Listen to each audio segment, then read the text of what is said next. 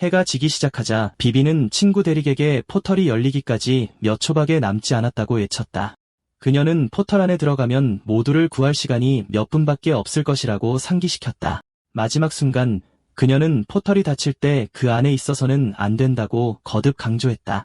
대릭은 맥주를 단숨에 들이켜고는 뭘 해야 할지 안다고 그녀에게 말했다. 그는 건물에서 내려와 그녀에게 다가가며 그녀의 팀을 구한 것이 이번이 처음이 아니므로 절차를 잘 안다고 지적했다. 그는 자신의 힘을 활성화하고는 늘 하던 일이라 임무가 꽤 쉽다고 그녀에게 말했다. 그 순간 포털이 완전히 열렸고 대릭은 들어갈 준비를 했다. 그는 포털로 발을 들여 불타는 세계로 이동했다. 땅에는 부상당한 사람이 보였고 괴물들은 자신들의 지배력과 힘을 과시하며 포효했다. 그는 부상당한 또 다른 사람을 발견했고 괴물들이 그들을 둘러싸기 시작하자 그를 구하려고 했다. 그는 그 사람을 구하기 위해 애썼다.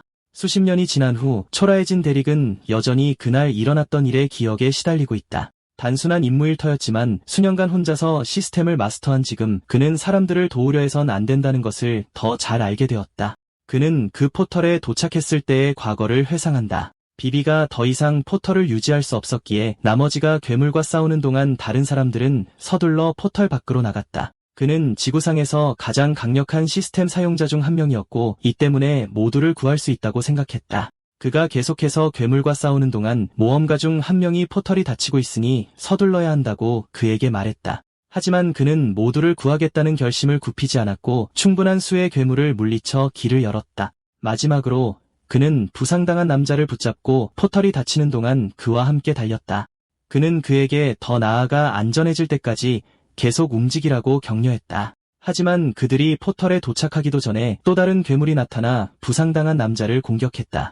대릭은 포털이 서서히 닫히는 것을 알아차리고 자신만 겨우 들어갈 수 있는 작은 틈으로 달려갔다. 탈출하려 애쓰면서 그는 이제 자신도 살아남지 못할 것 같아 다른 사람들을 구한 것을 후회했다. 그 순간 포털이 완전히 닫혔고 대릭은 안에 갇히게 되었다. 현재의 대릭은 무릎을 꿇고 자신이 이런 불행한 운명을 맞을 만한 무슨 짓을 했는지 묻는다. 그는 자신이 단지 충분히 강하지 않은 것인지 아니면 누군가 자신을 배신한 것인지 의문을 품는다. 그는 즉시 그 생각을 떨쳐버리고 자신의 마음이 장난을 치는 것이라고 믿는다. 그는 비비와 다른 사람들이 아마 자신을 찾고 있을 것이므로 희망을 잃어서는 안 된다고 되낸다. 그는 그들이 곧 자신을 위해 포털을 열어줄 것이고 자신이 처한 지옥에서 벗어날 것이라고 스스로를 안심시킨다. 그는 구조되기를 바라며 지나간 날들을 샌다. 정신을 유지하기 위해 그는 몇 달 동안 갇혀 있었는지 수십 년 동안 갇혀 있었는지 알지 못한다. 그는 글레이브를 마스터할 때까지 연습한다. 그는 또한 마음을 평온하게 유지하기 위해 며칠 동안 계속해서 명상한다. 그는 자신의 몸을 최고조로 단련하여 상상했던 것보다 더 강해진다. 그는 언젠가 포털에서 탈출하여 다시 태양을 보기를 바라며 매일 일과를 거르지 않고 그 순환을 반복한다. 갑자기 그는 시스템이 호스트가 시스템 범위를 벗어나고 있다는 경고를 하는 것을 듣는다. 시스템 오류의 요란한 소리가 포털 전체에 울려 퍼진다. 대릭은 시스템과의 연결마저 잃고 싶지 않아 좌절하며 소리친다. 그에게 남은 것은 그것뿐이었고 그는 그것 없이는 마침내 미쳐버릴 것 같은 기분을 느낀다. 절망에 빠져 허우적거리는 그의 눈에서 눈물이 흘러내린다. 좌절감에 그는 꽉 쥔 주먹으로 허공을 내리쳐 포털에 보이지 않는 벽에 균열을 만든다. 그는 금이 간 자신의 모습을 돌아보며 오랫동안 붙잡고 있던 희망을 마침내 놓기 시작한다. 그는 포기하지 않지만 차라리 그 자리에서 죽고 싶다는 소망을 품는다. 그는 이전에도 자신을 잃은 적이 있었고 지금 다시 그런 일이 일어나고 있다. 그 순간 그는 눈을 감고 어둠이 자신을 차갑고 잔인한 곳으로 데려가도록 내버려두는데 그때 포털에서 큰 균열 소리를 듣고 그것이 원래 형태로 돌아가지 않는 것에 충격을 받는다. 이것을 본 그는 승리의 찬 미소를 지으며 포털에서 나가려는 의지를 다시 불태운다. 그가 있는 이 씁쓸한 곳에서 벗어날 수만 있다면 그 길이 어디로 이어지든 반대편에 무엇이 있든 상관하지 않는다. 무기를 들어올려 그는 포털 벽에 더 큰 손상을 입히기 위해 그것을 사용한다. 그는 벽이 서서히 무너져 내리는 것을 보며 미친 듯이 웃는다. 반대편에서 죽음을 받아들이는 것이 1분이라도 더 공허 속에 머무는 것보다 훨씬 낫다. 바로 그때 그는 포털 벽을 파고들면서 무언가를 느낀다. 큰 폭발음이 뒤따르고 그는 벽의 반대편으로 날아간다. 그는 충격으로 머리를 부딪힌 후 고통에 얼굴을 찡그린다. 아직도 충격에서 벗어나지 못한 채 그는 감옥에 난 구멍의 원인을 보고 자신을 향해 포효하는 괴물을 보고 충격을 받는다. 괴물이 송곳니를 드러내자 그는 상황이 엉망이 될 것이라는 것을 안다. 그는 훈련을 활용하고 시스템 없이 자신이 얼마나 강한지 시험해 볼 수 있다는 것을 알기에 씨궂는다. 괴물이 입을 벌리자 그 안에 에너지 구체가 형성된다. 그것이 구체를 발사하지만 데릭은 재빨리 공격을 피할 만큼 빠르다. 하지만 두 번째 공격에서는 충분히 빨리 피하지 못해 그는 포털벽에 부딪혀 굴러떨어진다. 그는 땅에 떨어져 고통에 신음하며 포털 안의 괴물 존재가 단순한 환각이 아님을 확신한다. 그는 신음하며 부상에서 피를 흘리고 있는 것을 알아차린다. 걱정하기는커녕 그는 오랜만에 피를 흘린 것이 흥미롭다고 생각한다. 그는 흥분하여 더 이상 포털 안에 머무느니 차라리 죽음을 택하고 괴물과 싸우겠다고 말한다. 어쩌면 이것이 제정신일 수도 있지만 수십 년 동안 갇혀 있은 후 그는 삶의 의지를 잃고 난이 무엇이든 맞설 수 있을 것 같은 기분이 든다. 그는 훈련 중에 배운 모든 것을 갖춘 무기를 사용하여 괴물에게 돌진한다. 그는 모든 힘을 창에 집중하여 괴물과 격돌한다. 그 충격은 거대한 폭발을 일으켰고 그는 파편으로부터 자신을 구하기 위해 뛰어오른다. 괴물을 물리친 후 그는 마침내 영원처럼 느껴졌던 시간 끝에 포털에서 나와 다시 태양을 본다. 현실 세계를 보자 그는 행복에 겨워 목청껏 소리친다. 조금 전 혼란스러운 소년이 숲을 헤쳐나가고 있었다. 갑자기 그는 나뭇잎이 바스락거리는 소리를 듣고 마을에서 너무 멀리 헤맨 자신을 탓하며 필사적으로 탈출하려 한다. 며칠만 더 기다렸더라면 그는 이런 위험에 처하지 않았을 것이다. 그는 돌에 걸려 넘어져 절벽 가장자리로 비틀거린다. 괴물 늑대가 그를 뒤쫓고 그는 이것이 끝일 수도 있다는 생각에 두려움에 떤다. 그의 발밑 절벽이 무너져 내리고 그는 죽음을 향해 자유낙하한다. 괴물 늑대는 그를 물어뜯으려 송곳니를 드러내며 그를 향해 뛰어든다. 그는 누군가 들어주기를 바라며 도움을 청한다. 잠시 후 그는 물에 빠지지만 간신히 헤엄쳐 해안에 도착한다. 그의 시선은 하늘의 이상한 균열에 사로잡혔고 이어서 눈부신 빛과 함께 바다에 무언가 떨어졌다. 소녀는 데릭의 헝클어진 모습을 보고 악마라고 믿으며 그 광경에 몸서리친다. 갑자기 그의 시스템이 침입 시스템이 감지되었다고 경고하자 그는 임박한 위험으로부터 달아나려 했고 데릭은 위협을 느꼈다. 데릭은 해안으로 떠밀려왔다. 한편 늑대 괴물이 의식을 잃은 그를 발견한다. 데릭은 오랫동안 포털에 갇혀 모든 것을 빼앗기고 극도로 쇠약해져 공허 속을 떠도는 부서진 파편에 불과했던 때를 꿈꾼다. 그는 갇히기 전의 삶, 그의 시스템, 그리고 그의 집이 모두 사라졌는지 아니면 그 모든 것이 단지 꿈이었는지 궁금해한다. 누군가 그를 갉아먹자 그의 의식은 현재로 돌아온다. 그는 좀 더 자려고 하지만 간지러움을 느끼고 그 감각에 웃음을 터뜨리자 늑대는 더 세게 그를 문다. 이 때문에 잠에서 깬 그는 늑대의 목을 잡고 세게 때린다. 한편 한 소년이 덤불 뒤에서 그를 지켜보고 있었고 그의 관점에서는 늑대 괴물을 쉽게 물리치는 악마로 보였다. 데릭은 늑대를 보고 놀라며 그것을 강아지라고 생각한다. 그는 주위를 둘러보고 죽어가는 나무, 시든 식물, 썩어가는 시체들 외에는 아무것도 보지 못한다.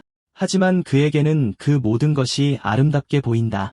늑대가 다시 으르렁거리며 그의 감상의 순간을 방해하자 그는 다시 한번 늑대를 조용히 시키고 옆에 앉힌다. 그는 그것이 단지 꿈이 아니었고 그의 시스템이 돌아왔다는 것을 깨닫는다. 하지만 확인해보니 그것은 그의 옛 시스템과 다르며 그의 업적과 기술이 사라진 것을 알아차린다. 시험해보기 위해 그는 칼날에서 에너지 파동을 방출해야 하는 에너지 슬래시를 활성화하려고 한다.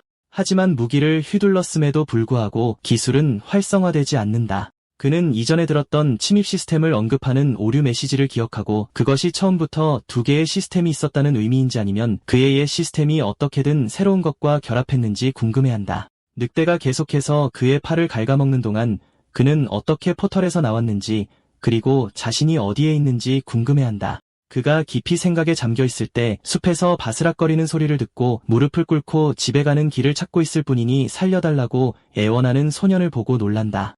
데릭은 소년이 자신을 두려워하며 사람을 잡아먹는 악마처럼 보인다고 생각하는 것에 충격을 받는다. 혼란스러워하며 그는 자신의 어떤 점이 그렇게 보이는지 묻고는 늑대가 계속해서 그의 팔을 무는 동안 자신이 얼마나 위험해 보이는지 모른 채 푸른 눈을 빛내며 미소 짓는다. 늑대가 소년을 향해 짓자 데릭은 즉시 나쁜 개라며 꾸짖고 소년은 그가 미쳤다고 생각하게 된다. 대릭은 소년에게 사과하고 손을 내밀며 자신을 대릭이라고 소개한다. 소년은 망설이지만 자신을 토마스라고 소개한다. 대릭은 그의 레벨이 얼마인지 그리고 늑대를 두려워하는지 묻는다. 토마스는 아직 13살이 되지 않아 레벨이 0이며 그때까지 시스템을 사용할 수 없고 시스템을 잠금 해제하려면 생물을 죽여야 한다고 설명한다. 이 말을 듣자 대릭은 옆에 있는 늑대를 보고 망설임 없이 죽인다. 토마스는 충격을 받고 대릭이 처음부터 늑대가 애완동물이 아니라는 것을 알았으며 단지 자신을 보호하면서 심심해서 놀아주고 있었을 뿐이라고 말한다. 대릭은 자신의 시스템을 확인하고 그것이 잠금 해제되어 레벨 1이 되었으며 50레벨 이상 높은 생물을 죽여 거인 학살자 칭호를 얻고 2개의 스킬 포인트와 282의 경험치를 획득한 것을 보고 크게 흥분한다. 하지만 그는 다시 같은 오류 메시지를 듣게 되는데 위협 제거 실패 경고에 이어 곧 위협이 성공적으로 억제되었다는 알림이 뜬다. 대릭은 자신의 이전 예감이 맞았으며 자신 안에 2개의 시스템이 있다는 것을 깨닫고 그의 자유는 더욱 흥미진진해진다. 그는 토마스의 배에서 나는 소리를 듣고 소년이 굶주렸다는 것을 깨닫는다. 그래서 나중에 그들은 고기를 좀 굽고 대릭은 그에게 물을 주며 너무 빨리 마시지 말라고 일러준다. 식사 중에 대릭은 원래 시스템에 접근하는 방법을 생각하다가 명상을 기술로 구매하기로 결심하는데 그의 옛 명상과 유사한 기술이 감지되어 새로운 시스템과 통합되면서 심장에서 큰 쿵소리를 느끼고 그의 몸은 잠시 감전된다. 통합이 멈춘 후 그의 몸은 정상으로 돌아오지만 기술이 레벨 20으로 업그레이드되면서 혈관이 불타는 듯한 느낌을 받는다. 그는 자신의 옛 기술들이 여전히 존재하지만 비슷한 기술을 습득할 때까지 휴면 상태로 있다가 잠금 해제되고 업그레이드 된다는 것을 확인한다. 그리고 그는 자신이 이전보다 훨씬 더 강해질 것이라는 깨달음에 시익 웃는다. 나중에 그는 여행하는 동안 토마스에게 면도칼로 머리를 잘라달라고 부탁한다. 소년은 긴장하지만 대릭은 그를 안심시킨다. 대릭이 토마스를 등에 업고 숲을 걸어가면서 그는 소년에게 세상에 대해 이야기하도록 격려하고 토마스는 모든 것이 위대한 시스템에 의해 지배되며 할아버지는 그것이 공정하다고 말씀하셨다고 설명한다. 하지만 현실에서는 귀족들이 권력을 얻고 다른 사람들을 억압하기 위해 그것을 악용하여 그의 부모님이 돌아가시게 되었다. 화가 난 토마스는 실수로 대릭의 머리를 심하게 자르고 당황하지만 대릭은 그를 진정시키고 자신의 모습을 확인한 후 그를 살려준다. 나중에 대릭은 토마스를 깨우고 폐허가 된 집 앞에 있는 자신들을 발견하는데 토마스는 그 집이 숲속의 어떤 것에도 죽을 리 없는 거의 30레벨에 가까운 노인 존스의 집이라는 것을 알아본다. 대릭은 53레벨 늑대를 쉽게 죽였기 때문에 회의적이었고 토마스는 그에게 서둘러 마을로 가서 족장 레이나에게 경고하라고 재촉한다. 한편 숲 깊은 곳에서 빛나는 녹색 구체가 늑대 괴물을 유인하더니 늑대를 즉시 죽이고 다음 희생자를 찾아 숲을 헤매는 끔찍한 해골 생물로 변신한다. 말은 딸 브랜디에게 바구니에 든 새 빨래를 옮길 수 있는지 묻는다. 어린 소녀는 위대한 시스템을 잠금 해제했기 때문에 할 수 있다고 열정적으로 대답한다. 하지만 그녀는 빨래 바구니를 드는 순간 떨며 집으로 가져오는데 어려움을 겪는다. 말은 딸이 가죽을 아주 좋아하니 사냥해서 얻은 가죽을 아버지에게 좀 달라고 해야겠다고 말한다. 소녀는 가죽 세공 기술을 연습할 수 있다는 것을 알고 즉시 흥분한다. 말은 그녀에게 미소 지으며 아버지가 추가 수업으로 동물 가죽 벗기는 것을 도와줄지도 모른다고 덧붙인다. 하지만 이 말 후에 그녀의 표정은 즉시 바뀐다. 그녀는 아버지가 위대한 시스템을 잠금 해제하기 위해 자신을 숲으로 데려갔을 때를 기억한다. 그는 그녀가 이제 13살이며 이것은 그녀가 마을에 어떻게 기여할 것인지 결정해야 한다는 것을 의미한다고 지적한다. 그런 다음 그는 그녀에게 푹신한 여우라는 레벨 10 몬스터를 보여준다. 처음에는 반대했지만 시스템을 활성화하기 위해 푹신한 여우를 죽이는 것 외에는 선택의 여지가 없었다. 그녀는 자신이 실수를 한 것 같다고 느끼며 다시는 동물을 죽이는 것을 참을 수 없다고 말한다. 말은 남편이 가장 귀여운 짐승을 죽이라고 주지 않았으면 하고 바라면서도 곧 익숙해질 것이라고 말하며 그녀를 위로하려 한다. 바로 그때 그녀는 남편 트래비스가 온몸에 상처를 입고 도착하자 충격을 받는다. 그는 필사적으로 그녀에게 브랜디를 동문으로 데려가 탈출하라고 말한다. 걱정하며 그들은 무슨 일이냐고 물으며 그의 곁으로 달려간다. 그는 강력한 짐승들이 공격하고 있으며 그것들은 이전에 싸워본 적 없는 것들이라고 알린다. 그는 그들에게 서두르라고 말하고 딸에게는 항상 엄마 말을 잘 들으라고 당부한다. 말은 그를 두고 떠나기를 망설이지만 그는 시간이 없으니 탈출하라고 재촉한다. 그는 그들에게 작별 인사를 하고 정말 많이 사랑한다고 말한다. 엄마와 딸은 숲으로 달려간다. 브랜디는 아버지를 걱정하며 탈출하는 동안 운다. 말은 딸에게 아버지가 강한 전사이므로 안전하게 돌아올 것이라고 안심시킨다. 나중에 숲의 동쪽에서 한 남자가 마을에서 온 생존자들을 이끈다. 계획은 레이나 마을로 가서 당분간 그곳에서 피난처를 찾는 것이다. 그는 그들이 탈출하는 동안 사냥꾼들이 바로 뒤에서 그들을 안전하게 지켜줄 것이며 그들의 안녕을 보장한다고 안심시킨다. 그 순간 그는 등 뒤에서 위험한 기척을 느낀다. 그리고 그가 돌아섰을 때 흉측한 괴물이 자신을 향해 돌진하는 것을 본다. 그가 반응하기도 전에 괴물은 다른 사람들과 함께 그를 집어삼킨다. 마을 사람들은 그 광경에 공포에 질려 얼어붙는다. 괴물들은 언제라도 달려들어 그들을 먹어치울 준비를 하며 으르렁거린다. 말은 딸을 보고 급히 도망치라고 말한다. 바로 그때 괴물이 그들에게 뛰어들자 말은 브랜디가 공격당하지 않도록 보호하려 한다. 선택의 여지가 없어진 브랜디는 엄마가 탈출하는 동안 최선을 다해 괴물을 막는 사이 도망친다. 말은 딸만 살 수 있다면 죽는 운명을 받아들인다. 브랜디는 눈물을 흘리며 도망치다가 누군가와 부딪힌다. 그 사람이 도움이 필요한지 묻는데 알고 보니 토마스와 함께 있는 대릭이었다. 소녀는 소녀가 도움이 필요한 것이 명백한데도 묻는 그를 꾸짖는다. 대릭은 그들이 요청하지 않는 한 참견하고 싶지 않다고 대답한다. 토마스는 브랜디에게 달려가 그녀를 위로하려 하고 그녀는 필사적으로 그에게 매달리며 그들을 도와주고 엄마가 죽게 내버려 두지 말아 달라고 부탁한다. 이 말을 듣고 대릭은 단검을 꺼내 힘들이지 않고 괴물을 공격하여 즉시 죽인다. 그는 경험치를 위해 남은 3마리의 괴물이 필요한지 묻지만 말은 모두 처리해달라고 말한다. 신이 난 그는 그들이 공격하게 내버려 둔 다음 뛰어올라 위에서 반격하여 단번에 짐승들을 베어버린다. 그들을 전멸시킨 후 그는 전혀 재미가 없었기 때문에 결국 자신이 틀렸다는 것을 깨닫는다. 그는 그것들이 약하다고 생각한다. 한편 말은 괴물에게 거의 죽을 뻔한 후 딸을 꼭 껴안는다. 브랜디는 아버지를 걱정하며 운다. 말은 트래비스가 매우 강한 남자이므로 괜찮을 것이라고 딸을 안심시키지만 속으로는 남편이 그들을 구해준 낯선 사람만큼 강하지 않다고 생각한다. 사실 그녀는 모든 마을을 통틀어 그렇게 강한 사람을 만나본 적이 없었고 그가 얼마나 쉽게 짐승들을 죽이는지에 경악했다. 그녀는 그들을 구해준 것에 감사하며 그가 누구인지 묻는다. 대릭은 자신은 단지 토마스를 마을로 데려다주는 평범한 남자일 뿐이라고 대답하며 소년의 머리를 쓰다듬는다.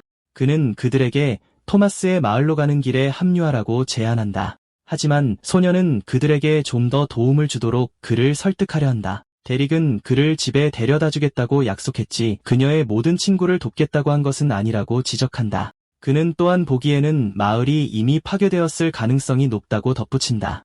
마을 사람 중 한 명이 그레이스 폴스가 무슨 문제가 있는지 알아보라고 그를 보냈는지 묻는다. 대릭은 아니라고 대답하지만 토마스는 여전히 마을을 구해달라고 그를 설득하며 움직이라고 재촉한다. 대릭은 돕기를 거부하며 그들이 정보를 교환하고 그를 안전하게 집에 데려다주기로만 합의했다고 지적하고 낯선 사람들을 위해 목숨을 걸겠다고 한 적은 없다고 덧붙인다. 대릭은 그에게 자신이 강한 이유는 자신을 의지하고 다른 사람들이 자신을 도와줄 것이라고 믿지 않기 때문이라고 말한다. 가장 중요한 것은 그는 굳이 영웅적으로 행동하지 않는다는 것이다. 상황이 통제불능이 되고 그에게 끔찍한 일이 일어났을 때는 그가 굳이 다른 사람들을 도우려 했기 때문이다. 그는 힘든 경험을 통해 다른 사람의 일에 참견해서는 안 된다는 것을 깨닫는다. 토마스는 그가 강하기 때문에 다른 사람들을 도와야 한다고 지적한다. 대릭은 그렇게 단순하게 생각하는 그를 비웃고 조롱한다. 소녀는 아무것도 그를 다치게 할 수 없으니 그가 싸우고 다른 누구도 필요로 하지 않아도 괜찮다고 거듭 말한다.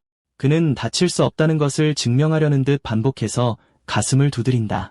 소녀는 울기 시작하며 자신의 힘을 좋은 일에 쓰려 하지 않는 그를 나쁜 놈이라고 부른다. 대릭은 자신이 좋은 사람이 아니라는 데 동의하고 삶은 동화가 아니며 언젠가 그도 그것을 깨닫기를 바란다고 말한다. 이런 식으로 그는 강해질 수 있다. 그리고 그렇게 되면 그는 스스로 영웅이 되기로 결정할 수 있다.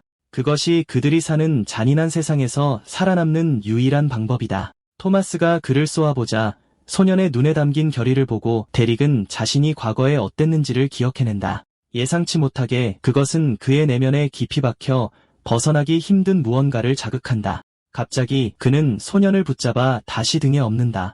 토마스는 그의 행동에 혼란스러워하며 무엇을 하고 있는지 묻는다. 데릭은 마을을 구하러 갈 것이라고 대답한다. 토마스는 충격받은 표정을 짓는다. 그들은 불타는 마을 안에 있고 데릭은 거대한 괴물과 싸운다. 그 짐승은 울부짖고 그 소리는 불타는 마을 전체에 울려 퍼진다. 앞서 그들이 도착했을 때 토마스는 괴물의 공격으로 죽어가는 사람들의 끔찍한 진실을 목격한다. 그는 데릭이 자신이 현실을 보고 배우기를 원한다는 것을 안다.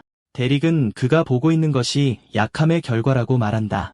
그때 소녀는 이것이 구조 임무가 아니라 수습 임무라는 것을 깨닫는다. 갑자기 데릭이 멈춰서서 그가 앞으로 나아가는 것을 막는다. 그들은 잠시 기다리고 데릭은 근처에서 기척을 느끼고 경계한다. 갑자기 한 남자가 바위 아래에서 일어선다. 토마스는 즉시 그가 촌장임을 알아본다. 데릭이 그를 막으려 하지만 토마스는 촌장의 곁으로 달려간다. 그는 이어서 괴물들과 싸우다 치명상을 입은 브랜디의 아버지를 발견한다. 남자는 마지막 숨을 내쉬고 레오는 트래비스에게는 이미 너무 늦었다는 것을 안다. 데릭은 그를 도울 수 있는 힐러가 있는지 묻는다. 촌장은 비범한 힘을 가진 힐러는 자신들의 초라한 마을에 절대 오지 않을 것이라고 대답한다. 이 말을 듣고 데릭은 자신의 보관 팔찌에 있는 마지막 부활 무략을 사용할까 고민한다. 하지만 그는 스스로를 멈추고 토마스의 빗나간 영웅심에 휘둘리지 말자고 다짐한다. 무략을 사용하는 대신 그는 자신이 할 수 있는 유일한 일을 하며 그들이 마지막 작별 인사를 하도록 돕는다. 잠시 후 멜과 브랜디는 트래비스의 죽음에 오열한다. 브랜디는 아버지에게 달려가 그들을 떠나지 말라고 애원한다. 트래비스는 그녀의 얼굴에 손을 뻗어 엄마를 위해 강해져야 한다고 말하고 마지막으로 사랑한다고 말한다. 브랜디는 슬픔에 잠겨 큰 소리로 운다. 잠시 후 데릭은 이 지역이 안전하지 않으니 가능한 한 빨리 떠나야 한다고 말한다. 그는 울고 있는 토마스를 보고 싶지는 않겠지만 익숙해질 것이라며 위로하려 한다. 레오는 부정적으로 반응하며 데릭에게 맞서 누구냐고 물으며 아이에게 그런 식으로 말해서는 안 된다고 말한다. 그는 데릭이 자기네 마을 출신이 아니라고 지적하며 왜 토마스와 함께 있는지 묻는다. 소년이 그들 사이에 끼어들어 데릭이 완전히 틀린 것은 아니며 무슨 뜻인지 이해한다고 말한다. 그의 부모님은 어느 날 집으로 돌아오지 않았고 힘들지만 그는 그것에 익숙해지려고 노력한다. 그는 가족에게 작별 인사를 할 기회가 없었기 때문에 질투가 난다고 인정한다. 그가 삶을 되돌아보는 동안 어른들은 그의 뒤를 따른다. 한편 데릭은 시스템 알림을 확인하고 이전에 죽인 괴물들로 인해 레벨이 올랐다는 것을 발견한다. 시스템은 그에게 클래스를 선택할 수 있게 해준다. 그는 이전과 같은 클래스를 선택할 수 있는지 궁금해하며 선택지가 이전 것들보다 훨씬 비범하다는 것을 발견한다. 그는 섀도우 브롤러, 에픽 히어로, 이터널 가디언을 포함한 선택지들을 훑어본다.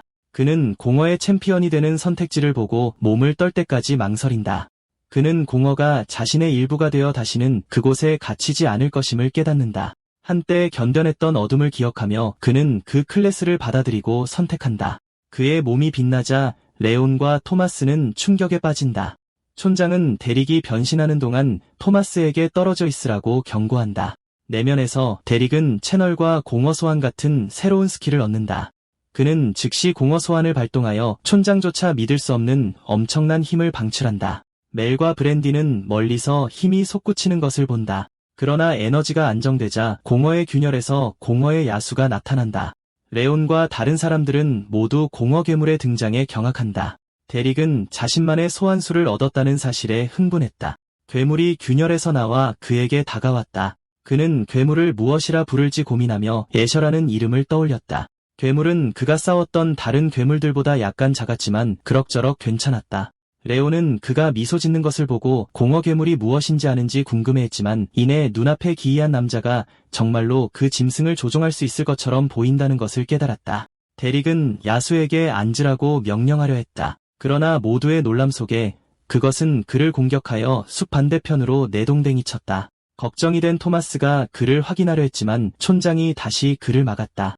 자신의 소환수에 실망한 데릭은 명령을 따르지 않는 그것을 끝장내기로 결심했다. 그는 레온과 토마스에게 안전을 위해 그곳을 떠나라고 그래야 자신이 전력을 다할 수 있다고 말했다. 그는 시스템에게 괴물을 식별하라고 명령했지만 새로운 시스템은 그것에 대한 정보를 얻을 수 없었다. 처음 마주쳤던 공허 괴물을 떠올리며 그는 눈앞의 짐승이 아마 싸우기 어려울 것이라고 생각했다. 이기려면 실수는 용납되지 않는다. 그는 괴물에게 돌진하여 정면으로 맞서 싸웠다.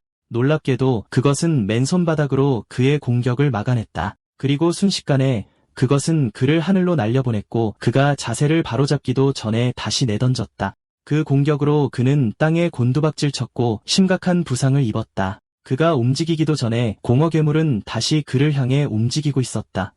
이 때문에 그는 죽은 척하면 혹시 그것이 자신을 내버려 둘까 생각했다. 하지만 잠시 후 괴물이 계속해서 그를 공격하며 여러 방향으로 반복해서 내동댕이 치자 이것이 소용없다는 것을 깨달았다. 이 시점에서 그의 체력은 20%까지 떨어졌고 그는 더 이상 다치는 것을 피하기 위해 명상 스킬을 활성화했다. 하지만 그의 체력이 점점 더 낮아지면서 이것은 효과가 없다는 것이 증명되었다. 토마스는 다른 사람들과 계속 달려가면서 눈물을 글썽이며 그를 돌아보았다. 그는 데릭이 살아남기를 조용히 기도했다. 데릭이 이 무시무시한 괴물과 어떻게 싸워야 할지 고민하는 동안 공허 괴물은 다시 공격할 준비를 했다. 그는 자신을 구할 수 있는 스킬을 찾아보다가 실제로 유용할 만한 것을 발견했다. 중화기 마스터 스킬을 선택하자 여러 유사한 스킬들이 발견되어 모두 합쳐졌다. 괴물이 다시 그를 내동댕이 치는 동안 그의 스킬 레벨은 20까지 올랐다. 스킬이 성공적으로 업그레이드된 후 데릭은 강력한 힘을 얻어 괴물에게 피해를 주려고 했다. 하지만 그는 공허가 자신의 공격을 무효화하고 있다는 것을 깨달았고 아직 시도해보지 않은 것이 하나 있었다. 그는 이전에 얻은 스킬을 공허 소환과 함께 사용했다. 그는 채널 공허를 활성화했고 이로 인해 제어할 수 없는 엄청난 힘이 그의 내면에서 솟구쳤다. 이 힘으로 그는 다시 짐승을 공격했고 마침내 단 한 번의 공격으로 그것을 물리칠 수 있었다. 짐승을 처치한 후 그는 포인트를 얻고 스킬 레벨이 올랐다. 다른 곳에서는 한 집사가 주인의 문을 두드리고 공허의 야수가 감지되었다고 보고한다. 여자는 이것을 흥미롭게 여기며 조사할 사냥꾼을 보내라고 명령한다. 레온과 다른 사람들은 숲속 은신처에 무사히 도착한다. 마을 사람들은 괴물 공격이 끝난 후 마침내 집에 돌아가 가족들을 확인할 수 있는지 묻지만 레온은 설명하기 힘들어하며 눈물을 흘린다. 그는 고통스러운 목소리로 돌아갈 곳이 아무것도 없으며 족장으로서 실패했다고 말한다. 그는 너무 부끄러워서 그들과 함께 죽었으면 하고 바란다. 하지만 데릭은 그에게 너무 자책하지 말라고 말한다. 토마스는 그 남자가 실제로 살아있다는 사실에 충격을 받고 그의 곁으로 달려가 그를 껴안는다. 데릭은 자신이 쉽게 패배하지 않을 것이라고 말한다. 토마스는 자신의 행동에 당황하며 그를 놓아준다. 데릭은 멜과 브랜디에게 다가가 그들의 상실에 대해 사과한다. 떠나기 전에 그는 그녀 남편의 시신을 보관 팔찌에 넣어 제대로 된 장례를 치를 수 있도록 보관한다.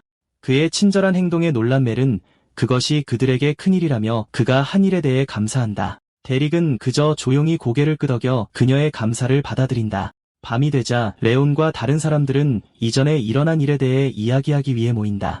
레온이 이전의 공허 괴물에 대해 묻자 데릭은 그 생물이 이미 패배했다고 안심시킨다. 그는 처음에는 힘들었지만 무엇을 해야 할지 깨닫자마자 막을 수 없게 되었다고 인정한다. 하지만 토마스는 할머니가 혼자 숲속을 헤매지 못하게 하려고 공허 괴물 이야기를 해준 적이 있어 이를 의심하며 그것이 아직 근처에서 회복 중일 것이라고 믿는다. 일어난 일을 기억하며 멜은 토마스의 말에 동의하며 그런 생물과의 전투에서 이기는 사람을 본 적이 없다고 덧붙인다. 데릭은 조용히 지내기 위해 아무렇지 않은 척하며 넘기려고 한다. 다음 날 아침 멜은 모두를 깨우고 해가 지기 전에 레이나 마을에 도착할 수 있도록 계속 움직이라고 말한다. 떠날 준비를 하던 중 데릭은 누군가 자신을 잡아당기는 것을 느끼고 브랜디를 본다. 당황한 그녀는 그가 팔찌에 숨기고 있는 동물들을 좀 줄 수 있는지 묻는다. 그는 동의하고 보관함에서 작은 괴물을 꺼내 그녀에게 건넨다. 궁금해서 그는 왜 그것을 원하는지 묻는다. 그녀는 마침내 자신의 시스템이 깨어났을 때와 아버지가 가죽 세공을 가르쳐 주실 때 지으셨던 미소를 회상한다. 그녀는 아버지를 자랑스럽게 하고 다시는 아무도 다치지 않도록 마을을 위해 갑옷을 만들고 싶다고 말하며 눈물을 흘린다. 그녀가 얼마나 상심했는지 보고 데릭은 그녀에게 안쓰러움을 느낄 수밖에 없다. 그래서 그는 그녀가 필요하다면 더 많은 동물을 주겠다고 제안한다. 그는 소녀의 머리를 쓰다듬으며 어쩌면 결국 모든 것을 혼자 할 수는 없다는 것을 깨닫는다. 잠시 후 마을 사람들은 마침내 레이나 마을에 도착한다. 멜이 문지기에게 말을 걸지만 그는 그들이 낯설고 신분증이 없다는 이유로 들여보내 주기를 거부한다. 좌절한 그녀는 레이나를 불러달라고 요청하지만 그는 여전히 자신의 자리를 떠나고 싶지 않다며 거절한다. 한편 데릭은 레온에게 족장이면서 아무 말도 하지 않을 거냐고 묻는다. 노인은 더 이상 마을이 없기 때문에 족장이라 불릴 자격이 없으며 모든 것은 자신 탓이라고 대답한다. 멜은 그레이스폴 가문의 포고령을 언급하며 문지기에게 들여보내달라고 계속 애원한다. 화가 난 데릭이 나서서 마을 사람들이 들어갈 수 있도록 그냥 벽을 부수겠다고 선언한다. 문지기는 벽이 뚫리지 않을 것이라 자신하며 그에게 해보라고 도발하고 심지어 그들이 분명히 교양이 부족하니 교훈을 가르쳐 주겠다고 제안한다. 데릭이 화를 참지 못하는 것을 보고 멜은 귀족을 죽이는 것은 그럴 가치가 없으며 상황을 악화시킬 뿐이라고 상기시킨다. 바로 그때 문이 열리며 마을 촌장인 레이나와 월트 그레이스폴의 막내 아들 에이스가 모습을 드러낸다. 레이나는 즉시 멜을 알아보고 온 목적을 묻는다. 그녀는 이어서 자신의 사냥꾼 중 한 명이 그 방향에서 연기를 봤다고 보고했다며 그들의 마을이 안전한지 묻는다. 무슨 일이 있었는지 들은 후 레이나는 그들을 동정하며 자신의 마을로 초대한다. 그녀는 에이스에게 부하들을 질책하라고 말하고 이 사람들은 이제 자신의 보호 아래에 있다고 선언한다. 멜은 그녀에게 감사하며 두 사람은 포옹한다. 레이나는 이 순간을 이용해 멜에게 벽 안에 다른 종류의 짐승이 머물고 있으니 조심해야 한다고 속삭인다. 한편 에이스는 레이나가 공공연히 자신의 권위를 위협한다고 말하며 실패할 경우 결과가 따를 수 있는 공무로 와 있으니 분수를 알라고 상기시킨다. 짜증이 난 레이나는 그에게 보리를 마치고 떠나라고 촉구한다. 그는 그녀가 법의 보호를 받지 못한다며 원한다면 마을의 모든 사람을 짓밟을 수 있다고 주장한다. 레이나는 그것이 그의 가문에 수치를 가져다 줄 것이고 그의 아버지가 그를 질책하는 것을 망설이지 않을 것임을 알기에 이를 의심한다. 한편 데릭은 토마스를 그의 사람들에게 돌려보냈으니 이제 그와의 계약을 끝낼 수 있다는 것을 깨닫는다. 그럼에도 그는 단지 숲을 헤매는 대신 세상에 대해 더 배우기 위해 좀 더 머무를 것을 고려한다. 그는 이것이 자신이 머물고 싶은 유일한 이유라고 스스로를 설득한다. 그가 입구 근처에 서 있을 때 레이나는 그를 발견하고 멜의 친구 중 한 명이냐고 물으며 멜과 레온과 관련된 사람은 누구든 마을에서 환영한다고 덧붙인다. 데릭은 그녀를 지나 안으로 들어가고 그녀는 갑자기 그가 비범한 기운을 가지고 있음을 깨닫는다. 토마스의 할머니 딜라일라는 레이나가 이렇게 오래 기다리게 한 데에는 분명 타당한 이유가 있을 것이라 확신하며 식탁에서 분통을 터뜨리고 할아버지 리처드는 침착하게 진정하라고 말한다. 딜라일라가 바닥에 발을 구르며 초조해하자 긴장된 침묵이 깨진다. 그녀는 화를 내며 쏘아붙이고 진정하기를 거부하며 리처드에게 토마스가 아직 실종 상태라고 상기시킨다. 문이 갑자기 삐걱거리며 열리자 모두의 시선이 입구로 향한다. 레이나가 마침내 도착하자 딜라일라는 도대체 뭐가 그렇게 중요해서 자신들을 기다리게 했는지 따져 묻는다. 딜라일라는 충격으로 얼어붙고 얼굴에 눈물이 흘러내린다. 눈앞의 광경을 거의 믿을 수 없는 가운데 토마스는 전속력으로 방 안으로 뛰어들며 조부모님을 부르며 그들을 향해 달려간다. 벅찬 감정에 딜라일라는 손자가 자신에게 다가오자 말을 잇지 못한다. 그녀는 마침내 안도감이 밀려오자 눈물을 닦으며 완전히 무너져 내린다. 리처드가 토마스에게 보고 싶었다고 말하자 세 사람은 바닥에서 서로를 꼭 껴안는다. 레이나는 데릭과 레온과 함께 방으로 들어서며 토마스를 데려온 것이 충분히 중요한 일이었냐고 가볍게 농담을 던진다. 토마스는 조부모님에게 매달리고 데릭은 조용히 지켜보며 긴장이 풀리자 얼굴에 희미한 미소를 띈다. 방이 점차 진정되자 레이나는 모두에게 자리에 앉으라고 말한다. 일행이 테이블 주위에 모이자 레이나는 논의할 중요한 사안이 있다고 발표한다. 그녀는 멜러리에게서 레온 마을 사람들이 아직 살아있는 이유가 그 덕분이라는 말을 듣고 데릭에게 정중하게 말을 건다. 레이나는 데릭이 그들의 사람들을 보호하기 위해 감수한 위험을 인정하며 감사를 표한다. 한편 토마스는 마침내 재회한 조부모님과 소중한 순간을 나눈다. 데릭은 레이나의 말에 겸손하게 반응하며 칭찬을 일축하고 단지 해야 할 일을 했을 뿐이라고 주장한다. 레이나는 단호하게 반박하며 자신의 사람들을 보호하는 것은 족장의 의무라고 말한다. 그녀는 아직 논의할 것이 더 있다는 신호를 보내며 표정이 날카로워진다. 그녀는 만약 그가 보상을 기대하고 있다면 어떤 것도 제공할 수 없다고 분명히 말하며 밖에서 한 귀족이 태평하게 누워 마을 사람에게 술을 더 달라고 요청하는 것을 보며 마을의 재정이 이미 빠듯하다고 인정한다. 테이블로 돌아와 데릭은 레이나에게 미소를 지으며 토마스가 이미 자신을 도와주었으니 그 문제로 보상은 끝났다고 대답한다. 그는 갑자기 화제를 전환하여 진짜 문제는 숲속에서 커지고 있는 문제라고 경고하고 이에 레이나는 그가 무슨 일이 일어나고 있는지 아는지 묻는다. 잠시 침묵 후 데릭은 입을 열어 생각이 있다고 말한다. 내적으로 생각하며 그는 상황을 자신의 옛 시스템과 비교하고 익숙한 패턴을 인식한 뒤 그들이 직면한 것이 던전 브레이크라고 침착하게 결론 내리고 던전의 이미지가 나타나면서 그 의미가 방안을 무겁게 짓누른다. 데릭은 던전이 시스템 자체의 생명줄이라고 설명한다. 그것들은 보물, 힘, 그리고 끊임없는 위험의 원천으로서 위험과 보상을 통해 세상을 형성한다. 각 던전은 시스템이 만들어낸 독립된 세계로 들어갈 용기가 있는 자들을 시험하고 고문하고 강화하기 위해 존재한다. 균형을 유지하기 위해 특정 레벨 이하의 모험가들만 입장이 허용되어 도전이 공정하면서도 치명적으로 유지되도록 한다. 하지만 시스템이 흔들리고 던전이 방치되면 그것은 잠들어 있지 않고 대신 골마 터져 밖으로 분출하며 순수한 혼돈을 불러일으킨다. 던전이 붕괴하면 괴물들이 세상으로 직접 쏟아져 나오고 그 타락한 에너지가 주변 땅을 감염시키기 시작한다. 레이나는 만약 던전이 형성되었다면 오래전에 감지되었어야 하므로 그 존재 가능성은 낮다고 주장한다. 데릭은 그 가정을 반박하며 새로운 던전이 형성되는 것을 막는 것은 아무것도 없다고 지적한다. 드물지만 새로운 던전 생성은 전례가 없는 일이 아니며 특히 모험가들이 거에 가지 않는 미개척 숲 깊은 곳에서 나타났다면 더욱 그렇다고 리처드가 끼어든다. 리처드는 그 이론이 지금까지 일어난 모든 것을 설명해 줄 것이라고 인정하며 깨달음에 긴장한다. 레이나가 리처드를 재촉하자 그는 터무니없어 보이지만 그것이 이치에 맞는 유일한 결론이라고 설명한다.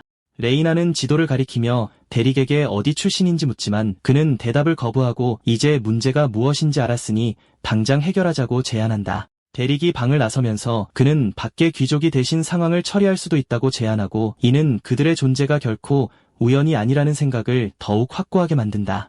레이나는 갑자기 멈춰서서 그에게 기다리라고 말하며 데릭의 힘을 인정하고 그에게 제공할 것이 아무것도 없음을 시인한다. 레이나는 가슴에 손을 얹고 데릭에게 그들을 도와줄 수 있는지 직접 묻는다. 데릭은 그녀의 요청을 고려하며 지친 한숨을 내쉬며 천천히 숨을 내쉰다. 뒤돌아보지 않고 데릭은 문을 열고 단호하게 아니라고 한마디로 거절한다. 토마스는 벤치에 조용히 앉아 갈등과 불안이 뒤섞인 표정으로 아래를 내려다본다. 데릭이 토마스를 불러 같이 가자고 하자 소녀는 놀라서 고개를 든다. 데릭이 문으로 향하면서 그는 브랜디를 찾아 동물 가죽을 더 가져다 줄 생각을 한다. 문이 날카로운 소리를 내며 그들 뒤에서 닫히고 방은 침묵에 잠긴다. 리처드가 데릭이 옳다고 인정하자 레이나는 그를 향해 돌아선다. 레이나는 데릭이 그렇게까지 솔직할 필요는 없었다고 말하며 빨리 무엇을 할지 결정해야 한다고 주장한다. 그녀는 레온을 부르며 그가 데릭과 가장 많은 시간을 보냈다고 지적한다. 레이나는 데릭이 떠났으니 레온에게 그의 솔직한 의견을 묻는다. 그는 질문을 곱씹으며 앞을 응시한 채 침묵에 빠진다. 레온은 잘 모르겠다고 인정하고 데릭을 아주 기본적인 질문을 많이 하고 날카롭고 비꼬는 태도를 가진 사람으로 묘사하기 시작한다. 레이나는 레온을 더 다그치며 데릭에 대해 또 눈에 띄는 것이 무엇인지 묻는다. 레온은 데릭이 공허를 소환할 수도 있다고 밝히고 그 말을 하는 그의 표정은 긴장되어 있다. 밖에서는 데릭이 마을 거리를 걷고 있고 토마스가 그 뒤를 바싹 따른다. 데릭은 주변을 살피며 마을이 그리 크지 않다고 말하며 브랜디가 어디 있을지 묻는다. 근처에서 상황이 험악해지자 누군가에게 놓으라고 명령하는 날카로운 목소리가 외친다. 브랜디는 가죽이 자기 것이라고 주장하며 몸부림치고 한 귀족 여인은 평민은 그렇게 귀한 것을 망치기만 할 뿐이라고 비웃는다. 그녀는 물건을 확 잡아채고 침착하게 가죽을 빼앗으며 전혀 어렵지 않았다고 거만하게 말한다. 바닥에 쓰러진 채 브랜디는 돌려주지 않으면 대가를 치를 것이라고 위협하지만 그녀는 월리스를 핑계로 마을에 교훈을 가르쳐주겠다며 그녀를 조롱한다. 만족스러운 미소를 지으며 가죽을 꽉 쥔 채 그녀는 돌아서고 브랜디는 속수무책으로 바라본다. 그녀는 데릭과 부딪히자 짜증을 내며 갑자기 쏘아붙이고 눈앞에 누가 서 있는지 깨닫지 못한 채 꾸짖기 시작한다. 두려움이 엄습하자 그녀의 표정은 굳어지고 내려놔라는 조용한 명령이 허공에 맴도는 동안 몸이 떨린다. 분위기가 어두워지면서 무거운 압박감이 현장을 가득 채우고 그녀는 자신이 상황을 심각하게 오판했다는 것을 깨닫는다. 데릭은 빛나는 눈과 차가운 분노로 그녀를 내려다보며 거절할 수 없는 목소리로 가죽을 요구한다. 찬란한 검이 땅에 꽂히며 이 상황을 결코 용납할 수 없음을 선언한다. 격분한 에이스는 귀족에게 가해진 모욕에 대한 정의를 요구하며 그 무례를 비난한다. 그는 차가운 최후 통첩을 날리며 레이나에게 비키지 않으면 끔찍한 결과를 맞이할 것이라고 명령한다. 그녀는 강하게 개입하여 에이스에게 물러서라고 명령하고 마을 안에서의 싸움을 금지한다. 대릭이 고조되는 긴장감을 지켜보는 동안 레이나는 그가 짧은 시간에 이미 문제를 일으켰다고 조용히 생각한다. 레이나는 레온이 그를 경계했던 것이 옳았음을 인정한다. 브랜디는 울면서 가죽에 매달리고 토마스는 그녀를 보호하려 애쓴다. 에이스는 결과를 차갑게 받아들이고 앞으로 나서며 직접 일을 처리하기로 한다. 대릭은 무시하는 듯한 동작으로 귀족 여성의 팔을 잡더니 믿을 수 없다는 듯 지켜보는 에이스 앞에서 그녀를 땅에 내리꽂는다. 대릭은 충격에 휩싸인 군중이 지켜보는 가운데 어차피 마을을 떠날 계획이었다고 침착하게 말한다. 토마스는 충격에 할머니에게 매달리며 대릭의 갑작스러운 결정을 이해하지 못해 힘들어한다. 대릭은 돌아올 것이라며 그를 안심시키고 조부모님 말씀을 잘 듣고 계속 훈련하라고 일러준다. 떠나기 전 대릭은 토마스에게 전기 이발기를 건네주며 자신이 없는 동안 사용법을 연습하라고 말한다. 그가 멀어지면서 아직 시스템을 개방하지 말라고 토마스에게 경고하자 소녀는 조용히 동의한다. 에이스가 부르자 대릭은 잠시 멈추고 표정은 차갑고 날카로워지지만 대릭은 그를 지나치며 바로 거기서 멈추라고 선언한다. 그는 경멸적인 어조로 에이스를 위협하며 다시는 마을 사람 누구에게도 손대지 말라고 경고한다. 대릭은 망설임 없이 앞으로 나아가 다시 돌아오면 죽여버리겠다고 단호하게 약속한다. 긴장감이 최고조에 달하자 에이스는 조용히 대릭의 정체가 무엇인지 의문을 품는다. 대릭이 멀어지자 에이스와 그의 일행은 그의 존재만으로도 뿜어져 나오는 압도적인 위압감에 몸이 굳는다. 레이나와 다른 사람들은 긴장된 시선을 교환하며 공포가 퍼져나가자 뭔가 깊이 잘못되었다는 것을 감지한다. 대릭은 순수한 공포를 뿜어내는 보라색 에어사인 채 앞으로 나아간다. 갑자기 에이스는 제프에게 대릭을 따라가라고 명령한다. 그의 명령에 날카롭게 고개를 끄덕이며 답한다. 한편 대릭은 자신보다 100레벨 이상 높은 존재를 죽이면 업적을 얻는다는 토마스의 말을 떠올린다. 대릭은 충분히 강력한 것을 찾으려면 숲 깊숙이 들어가야 한다는 것을 깨닫는다. 제프가 나무에서 그를 염탐하는 동안 그는 아직 기술적으로 낮은 레벨이기 때문에 지금은 하지 말아야 한다고 생각한다. 궁수가 활을 당기자 조준하는 동안 활 시위가 부드럽게 삐걱거린다. 그는 대릭이 누가 자신을 공격했는지조차 모를 것이라고 확신하며 이에서 대릭을 비웃는다. 화살이 발사되어 갑작스러운 흐릿함 속에서 공기를 가른다. 대릭은 이미 여러 번 레벨업했지만 여전히 최소 112레벨의 몬스터를 찾아야 한다고 생각한다. 그의 상태창이 나타나며 그의 레벨, 클래스, 대폭 상승한 스탯, 그리고 분배할 계획인 미사용 스탯 포인트를 보여준다. 대릭은 고속으로 날아오는 화살을 감지하고 눈빛이 날카로워진다. 1시간 넘게 자신을 미행하던 제프가 마침내 움직였다는 것을 알아채고 침착하게 공격을 피한다. 대릭은 상태 메뉴를 열고 여러 스탯의 동시에 포인트를 배분하기 시작한다. 여러 업적이 연달아 발동되자 시스템이 무료 스킬로 보상해주어 대릭을 놀라게 한다. 제프는 자신의 화살이 빗나가자 당황하며 대릭이 어떻게 피했는지 이해하지 못해 애쓴다. 대릭이 자신을 전혀 눈치채지 못했다고 확신한 그는 빗나간 것을 무시하고 다음 화살을 준비한다. 화살이 치명적인 속도로 공기를 가르며 대릭을 향해 날아간다. 그는 아무렇지 않게 화살을 쳐낸다. 그의 날카로운 눈이 번뜩이며 새로운 스킬을 고르는 중이라고 밝힌다. 제프는 충격으로 얼어붙으며 대릭이 어떻게 제때 반응했는지 이해할 수 없었다. 망설임 없이 그는 몸을 돌려 반대 방향으로 달아난다. 그는 나무 꼭대기를 계속해서 뛰어넘으며 자신의 사냥감으로부터 빠르게 벗어난다. 제프는 자신보다 훨씬 강한 존재에게 사냥당하고 있다는 것을 깨닫고 공포에 휩싸인다. 추격전 중 대릭은 아무렇지 않게 그의 앞에 나타나 마법 저항을 선택할지 아니면 스턴 스킨을 선택할지 고민한다.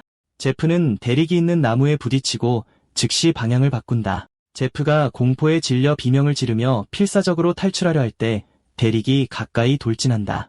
그는 필사적으로 나뭇가지를 잡고 나무 위에 웅크린 채 다음 움직임을 준비하며 몸을 지탱한다. 제프는 포효하며 위쪽으로 공격을 퍼붓고 사방으로 화살을 발사한다. 화살비가 숲의 지붕을 뚫고 아래에 있는 대릭에게 쏟아져 내리자 그는 그 기술이 형편없다고 말한다. 화살들은 나뭇가지를 격렬하게 부수고 폭발적인 힘으로 나무들을 찢는다.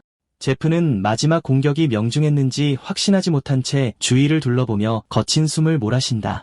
충격이 가라앉자 나무는 파편과 연기로 뒤덮여 결과를 알 수 없게 만든다. 대릭은 그의 위 나뭇가지에 침착하게 앉아 간신히 공격을 피했음을 드러낸다.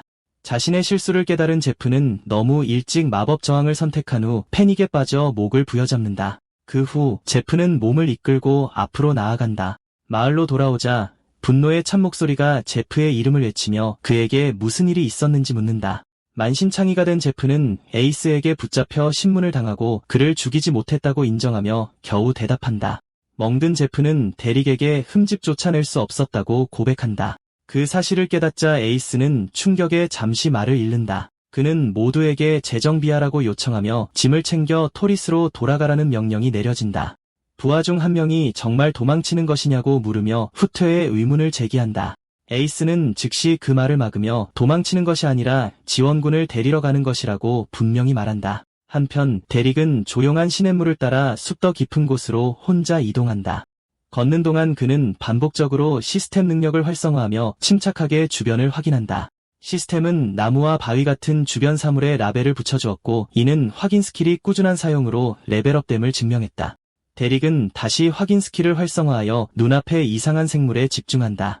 시스템은 그것이 54레벨 몬스터인 뿔토끼라고 밝힌다. 공격하는 대신 대릭은 몸을 웅크리고 앉아 왜 이렇게 숲 깊은 곳을 헤매고 있는지 궁금해하며 아무렇지 않게 말을 건다. 토끼는 조용히 그를 쳐다보았고 하나의 뿔과 차분한 표정 때문에 이상하게도 무해해 보였다. 대릭은 미소를 지으며 그 생물이 사실 꽤 귀엽다고 인정하고 레벨을 생각하면서도 망설인다. 하지만 토끼는 갑자기 앞으로 돌진하여 대릭이 반응을 마치기도 전에 빛나는 뿔을 그에게 곧장 박아버린다.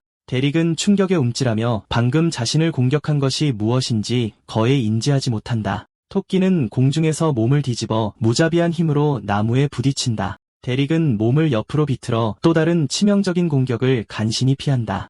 토끼는 낮고 안정적으로 착지하며 명백한 저기를 가지고 그를 노려본다. 토끼는 대릭을 노려보며 분노가 들끓어 맹렬하게 노려본다. 그는 미소를 지으며 침착하게 도전을 받아들이고 그 생물에게 공격하라고 부추긴다. 토끼는 낮게 웅크리고 으르렁거리며 뛰어오를 준비를 하며 근육을 긴장시킨다. 그것은 꿰뚫는 푸른 에너지 빔에 감싸인 채 수직으로 곧장 급강하한다. 대릭은 몸을 돌려 공격을 막아내고 회전하는 생물을 공중에서 쳐낸다. 그는 공중에서 토끼를 깔끔하게 낚아채 거꾸로 붙잡는다. 꿈틀거리는 생물을 붙잡고 대릭은 그것이 얼마나 무모한지 아무렇지 않게 말한다. 토끼는 보복으로 물어뜯어 마침내 공격을 성공시킨다. 피해 표시가 나타나지만 대릭은 가벼운 상처에 동요하지 않고 어깨를 으쓱한다. 그는 동작을 멈춘다. 뭔가 잘못됐다는 경고가 머릿속을 스치고 그 공격이 자신에겐 아무것도 아니지만 토마스처럼 훨씬 약한 이에겐 치명적일 수 있다는 것을 깨닫는다. 토끼는 적의와 의도를 완전히 드러내며 맹렬하게 노려본다. 대릭은 무릎을 꿇고 침착하게 토끼를 내려놓으며 죽이지 않고 싸움을 끝내기로 결심한다. 그는 토끼를 사냥할 가치가 없다고 조롱하며 무시하듯 걸어간다. 그 생물은 여전히 분명히 짜증나고 경계하는 모습으로 조용히 그를 지켜본다. 갑자기 대릭은 마법 저항이 얼마나 유용한지 본 후 어떤 회복 스킬을 선택할지 고민하며 자신의 선택지를 고려한다. 그는 서두르지 않고 신중하게 결정을 저울질하며 생각에 잠긴다. 시스템은 사용 가능한 회복 스킬들을 그의 앞에 보여준다. 대릭은 시스템이 3가지 선택지만 제공하여 결정이 불가피하다는 것을 알아차린다. 그는 지금 당장 독을 치료하는 것에 큰 가치가 없다고 보고 즉시 독 치료를 제외한다. 그런 다음 그는 자신이 입히는 피해에 기반한 치유가 유용할 수 있다고 생각하며 생명력 흡수를 고려한다. 재생은 깔끔하고 대상 지정 치유 옵션으로 그의 주의를 끈다. 대릭은 생명력 흡수가 전반적으로 더 많이 치유할 것 같지만 여전히 뭔가 이상한 느낌이 들어 망설인다. 결정을 내린 후 그는 재생을 탭하여 선택을 확정하고 시스템이 이를 확인한다. 시스템은 대릭이 성공적으로 재생을 습득했음을 확인한다. 그는 특히 다른 사람을 치료해야 할 경우를 대비해 재생을 선택한 것이 합리적이라고 스스로를 안심시킨다. 대릭은 좌절하며 한숨을 쉬며 업적 같은 사소한 것 때문에 왜 떠나왔는지 자문한다. 조용한 숲에 둘러싸여 그는 수년간 혼자 지낸 후 마침내 사람들을 다시 만났지만 결국 다시 고립된 것에 대해 씁쓸하게 생각한다. 숲속에 홀로 서서 대릭은 내 자신의 본능이 항상 머무는 대신 도망치는 것인지 궁금해한다. 대릭은 이를 악물고 그 생각을 단호히 거부하며 과도한 생각을 멈추도록 스스로를 다그친다. 그는 공허의 야수 때문에 그들이 얼마나 죽을 뻔했는지 기억하며 머무는 것은 문제를 일으킬 뿐이라고 스스로를 납득시킨다. 떠나는 것이 지금으로서는 더 안전한 선택이라고 믿으며 그의 결심이 굳어지자 표정이 굳어진다. 예고 없이 데릭은 갑자기 뒤에서 공격을 받아 충격으로 몸이 앞으로 튕겨나간다. 그는 충격에 몸을 돌리며 도대체 무엇이 자신을 공격했는지 알려달라고 소리친다. 데릭은 믿을 수 없다는 듯 뿔토끼를 돌아보며 왜 아직도 자신을 따라오는지 그리고 무슨 원한이라도 있는 것인지 묻는다. 토끼가 갑자기 앞으로 돌진하자 데릭은 놀라서 급하게 무기를 휘두른다. 토끼 뒤의 나무들 사이에서 언데드 늑대가 나타나 그들을 뒤쫓던 진짜 위협을 드러낸다. 토끼는 눈을 가늘게 뜨고 예상치 못한 맹렬함으로 물어뜯고 울부짖으며 사납게 공격한다. 데릭은 간신히 공격을 막아냈지만 충격이 그의 방어를 뚫고 그를 휘청거리게 만든다. 데릭은 다친 토끼가 뛰어다니는 것을 보며 토끼는 초식동물인 줄 알았다며 믿을 수 없다는 듯 중얼거린다. 그는 토끼를 더 자세히 살피고 이 녀석이 사이코패스이자 멍청이라고 결론 내린다. 토끼는 마치 폭력에 전혀 동요하지 않는 듯 오염된 몸으로 자랑스럽게 그를 쳐다본다. 한숨을 쉬며 데릭은 마지못해 토끼가 자신을 따라오도록 허락하고 속도를 늦추지 말라고 경고한다. 둘은 함께 숲속을 계속 나아갔고 토끼는 뜻밖의 동반자가 되어 그의 뒤를 깡충거리며 따라갔다.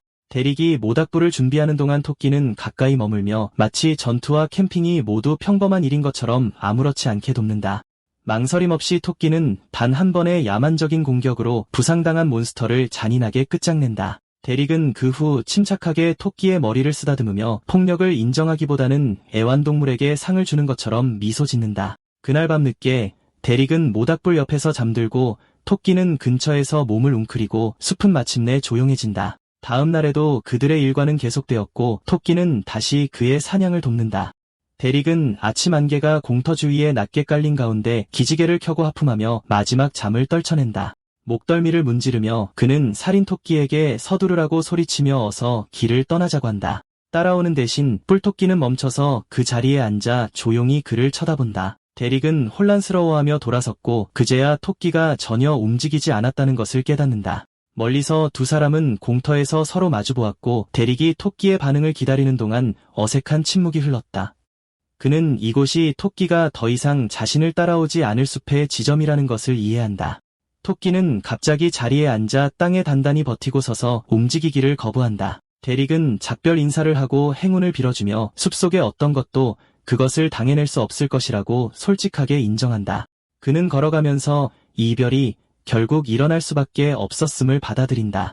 데릭은 시선을 낮추고 혼자 앞으로 나아가면서 마음을 가라앉히라고 스스로에게 다짐한다. 데릭은 숲 더 깊은 곳으로 들어가며 자신이 선택에 의해 혼자이며 더는 공허에 갇힌 것이 아니라고 되새긴다. 그는 뒤틀린 공터를 향해 걸어가며 앞으로 나아갈 길이 스스로 의도적으로 선택한 것임을 받아들인다. 갑자기 소용돌이치는 녹색 에너지 핵이 앞에 형성되어 불안한 존재감을 내뿜는다. 그것을 명확히 발견한 데릭은 스킬을 활성화하고 시스템에 그 현상을 확인하라고 명령한다.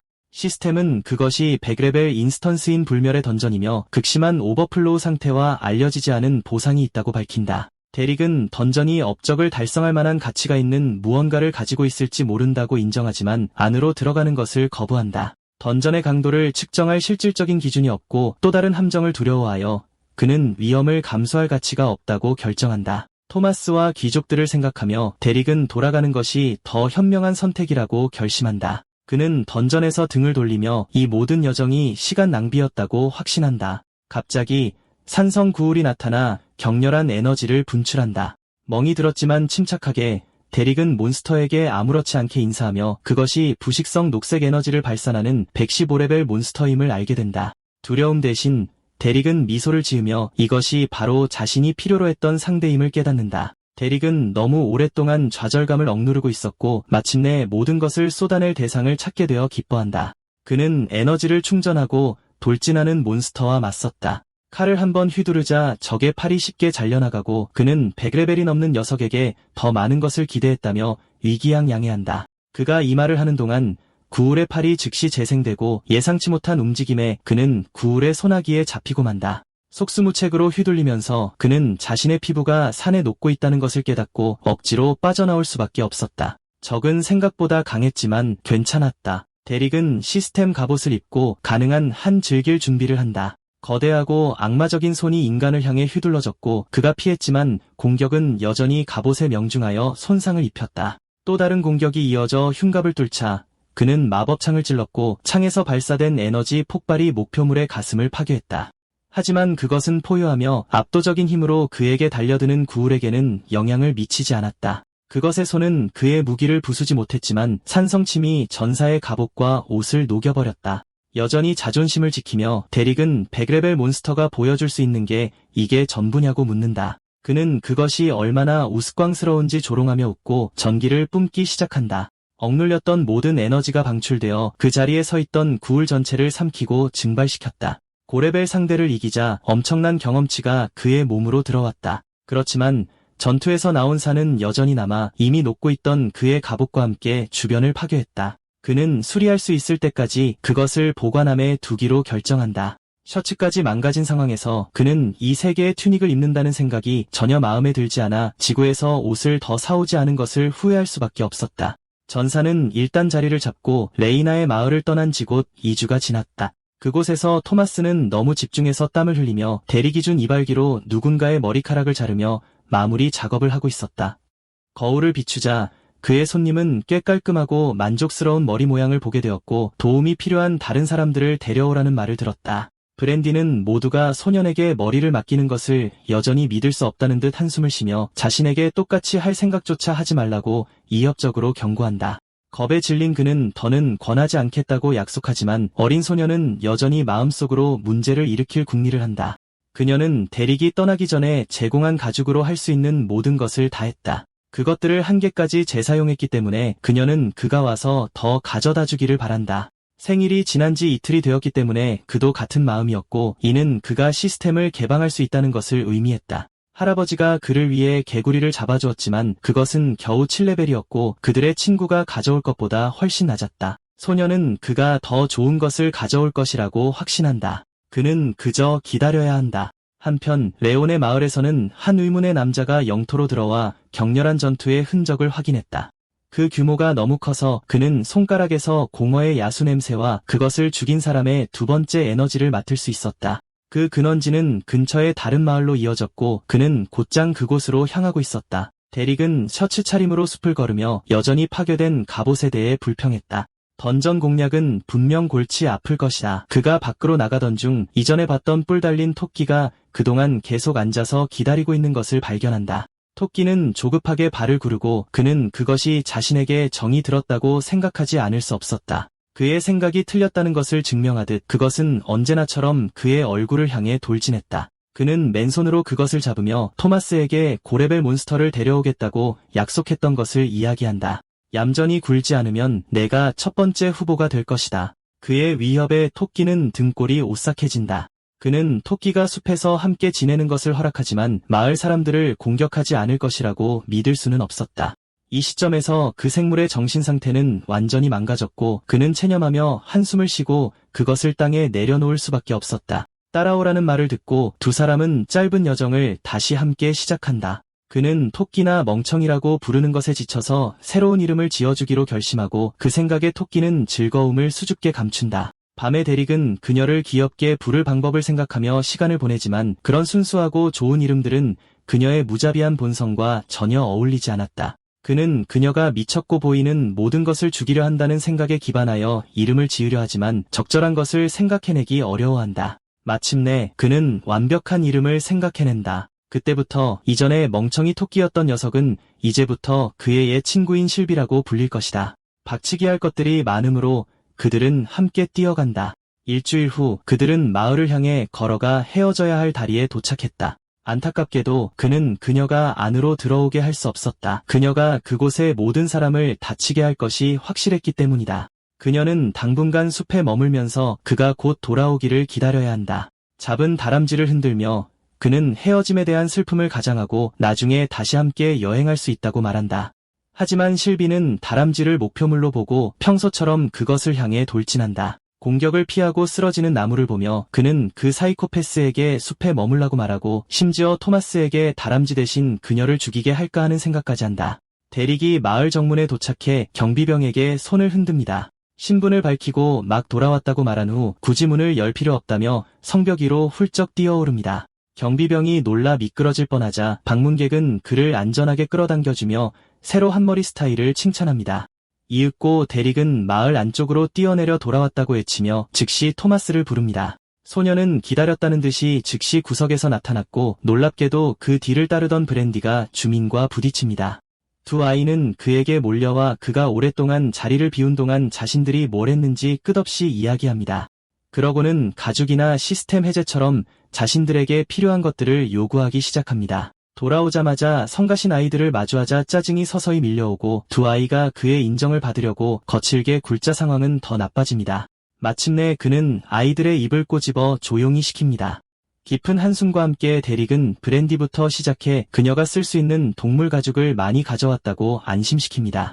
토마스에게로 넘어가 그는 소년에게 전에 이야기했던 것에 대해 생각해봤는지 물으며 그를 위해 특별한 것을 가져왔다고 덧붙입니다. 내일 정문에서 만나 시스템을 해제할 것이라고 말해줍니다. 그렇게 아이들의 흥분은 가라앉았지만 그가 답을 들어야 할 질문이 하나 더 있었습니다. 선물을 원한다면 마을 최고의 선술집으로 안내하라고 하자 아이들은 그를 데려갔고 안에서 풍기는 냄새만으로도 그의 감각은 즐거워집니다. 이 행성에도 맛있는 맥주가 있기를 바라며 그는 얼굴에 환한 미소를 띠고 카운터로 향합니다. 실수로 다른 손님과 부딪힌 그는 미쳐보지 못했다며 사과하지만 남자는 그의 몸에서 뿜어져 나오는 독특한 기운을 알아차립니다. 리온 마을에서부터 데릭을 추적하던 남자가 마침내 그를 찾아냈습니다. 남자의 반응에 당황한 데릭은 그가 누구인지 물으며 속으로는 그가 다른 사람들보다 강해 보인다고 인정합니다. 남자는 자신이 추적해온 것이 바로 그이며 그가 공허의 야수가 전혀 아니라는 것을 확인했다고 말합니다. 그렇게 말하면서도 그는 왜 그의 피부에서 공허의 기운이 그토록 강하게 풍기는지 의아해합니다. 마을에 더 이상 문제를 일으키고 싶지 않았던 그는 완전히 모르는 척합니다.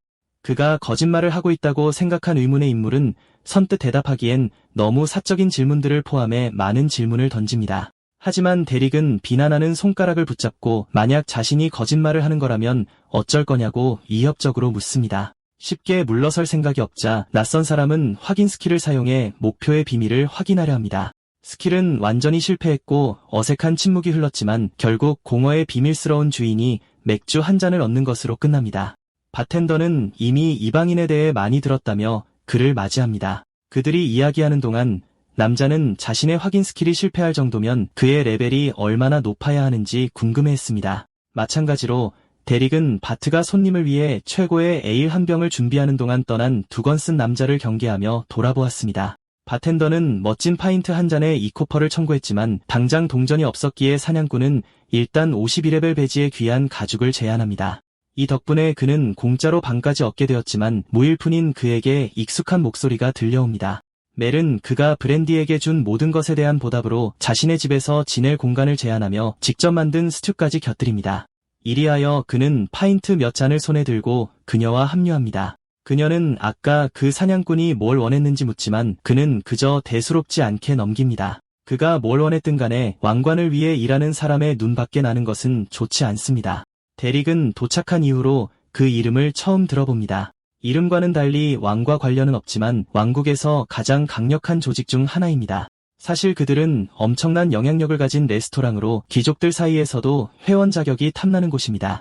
가장 부유하고 강력한 자들만이 그곳에서 식사할 수 있습니다. 그들의 가장 귀한 진미는 바로 공허의 야수입니다.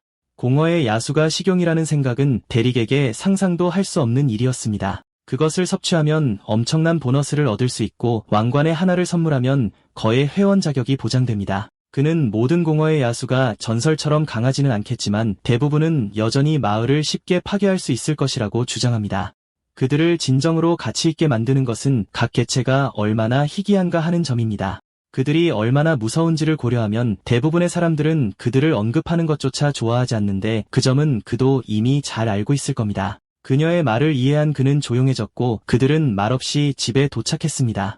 밤이 찾아오고 집은 따뜻한 웃음소리로 가득 찹니다. 데릭은 맛있는 스튜 한 그릇을 몇 년 만에 먹어본 최고의 음식이라며 단숨에 비웠습니다.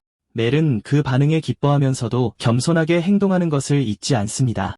식탁에 모인 다른 사람들도 식사가 평소보다 훨씬 낫다는데 동의합니다. 한편 토마스는 조부모님만 괜찮다면 내일 아침 시스템을 해제하는데 여전히 집중하고 있었습니다.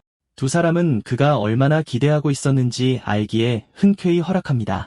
이제 내일이 오기만을 기다리면 될 일이었지만 대릭이 갑자기 마지막 조건을 덧붙이며 제대로 된 목욕을 한 지 정말 오래되었다고 말합니다. 즉시 알아차린 토마스는 따뜻한 목욕물을 데우기 위해 달려나갔고 다른 사람들은 그의 사랑스럽도록 단순한 모습에 웃음을 터뜨립니다. 평화로운 하루가 막 끝나려 할 때 브랜디가 손님을 쿡 찌르며 줄 특별한 것이 있다고 말합니다. 그것은 그가 해준 모든 것에 대한 감사의 의미를 담은 펜던트였습니다. 아버지를 묻은 후 상실감에 빠졌지만 가죽들을 작업하면서 그 슬픔을 잊을 수 있었습니다. 손바닥에 부드럽게 쥐고 따뜻한 미소로 그녀에게 고마움을 표하는 동안 토마스가 목욕물 불을 지필 장작이 더 필요하다고 소리치며 순간을 방해합니다. 오랜만에 데릭은 더 이상 혼자가 아니었고 주변의 소음은 그가 마침내 공허에서 벗어났다는 것을 상기시켜 주었습니다. 데릭은 토마스를 등에 업고 마을에서 뛰쳐나갔고 토마스는 떨어지지 않으려 필사적으로 버둥거렸습니다. 이만하면 괜찮은 장소에 도착했다고 판단한 어른은 갑자기 멈춰서서 등에 업힌 아이의 상태를 확인합니다. 소녀는 처음엔 멍했지만 시스템을 해제할 준비가 되었냐는 질문에 눈에 빛이 돌아옵니다. 그가 그렇다고 하자 단검을 건네주며 조심하라고 말합니다. 데릭은 옆에 있던 자루에 손을 뻗습니다. 자루는 미친 듯이 움직이고 있었고 그는 아이에게 안에 갇힌 다람쥐를 죽이라고 말합니다. 결심한 듯 고개를 끄덕인 토마스는 칼을 들고 꿈틀거리는 생물에게 깊숙이 꽂아 넣습니다. 위대한 시스템의 힘이 즉시 그의 몸을 통해 솟구쳤습니다. 기분이 어떠냐는 질문에 그는 50레벨 몬스터를 죽인 업적을 달성했다며 어떻게 한 것인지 묻습니다. 그에게 빌려준 칼은 데릭의 칼을 만든 대장장이가 만든 것이었습니다. 더 나아가기 전에 강해지기 위해 마을을 떠날 의사를 분명히 한 소년에게 물어볼 중요한 것이 있습니다. 마찬가지로 데릭은 상상할 수 없을 정도로 오랫동안 혼자였고 외로움은 이제 지겨워졌습니다. 그리하여 그는 어린 소년에게 자신의 여정에 동행해달라고 초대합니다.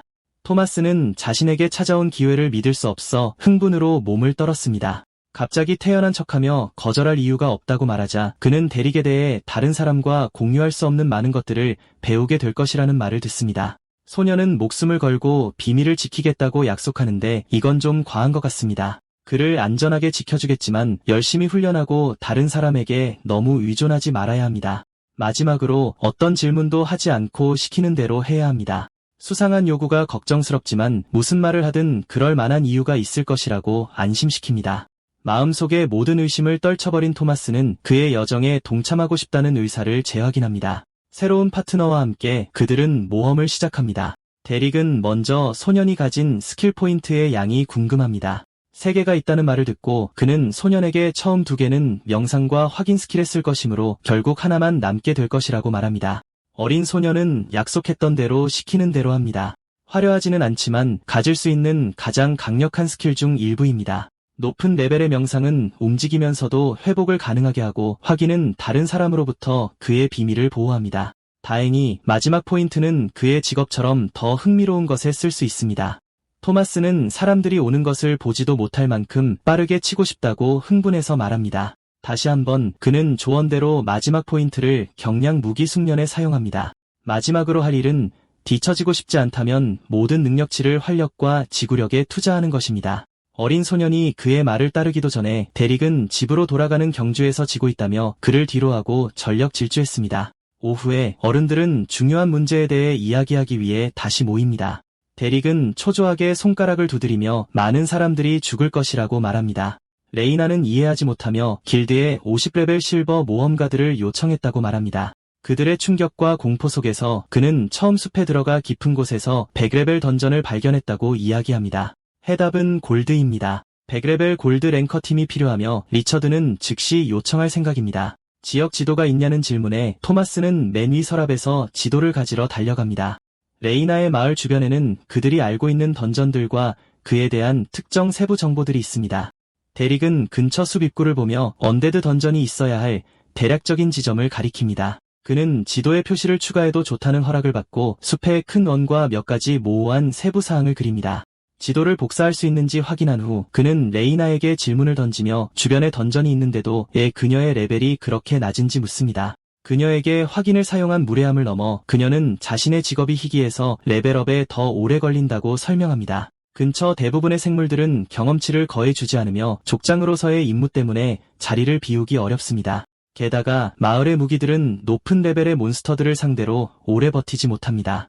데릭은 아무 예고 없이 그녀에게 검을 던져주며 내일 아침 토마스와의 훈련 세션에 참여해 달라고 말합니다. 그렇게 하면 그 검은 그녀의 것이 됩니다. 그녀는 그가 그렇게 귀한 무기를 그냥 주다니 믿을 수 없어하며 분명 값비쌀 것이라고 확신합니다. 그의 긍정에 족장은 고개를 끄덕이며 참석을 약속합니다. 그들은 모두 아침에 보기로 하고 데릭은 밤을 보내기 위해 선술집으로 향합니다. 그레이스폴 성에서 에이스는 아버지에게 증언군이 필요하다며 불평하고 징징거렸습니다. 월트는 국경의 작은 마을을 괴롭히기까지 하는 옹졸한 녀석이라며 그를 꾸짖습니다. 영주는 그 마을이 자신이 해결했어야 할 문제를 처리하기 위해 실버랭크 팀까지 요청했다는 소식을 들었습니다. 아들로부터 또 다른 망신을 당하고 싶지 않았던 그는 돌아가서 요구받은 일을 하라고 명령합니다. 에이스는 고집센 아이처럼 반박하려 하지만 경로한 아버지에 의해 완전히 입을 다뭅니다. 그는 분노에 이를 갈며 경멸스럽게 돌아서서 조용히 문제를 직접 처리하겠다고 맹세합니다. 레이나는 약속대로 훈련에 참여하지만 지시 사항에 대해 확신이 없습니다. 데릭은 다시 한번 말하며 자신을 믿고 가진 모든 힘으로 자신의 맨몸을 치라고 말합니다.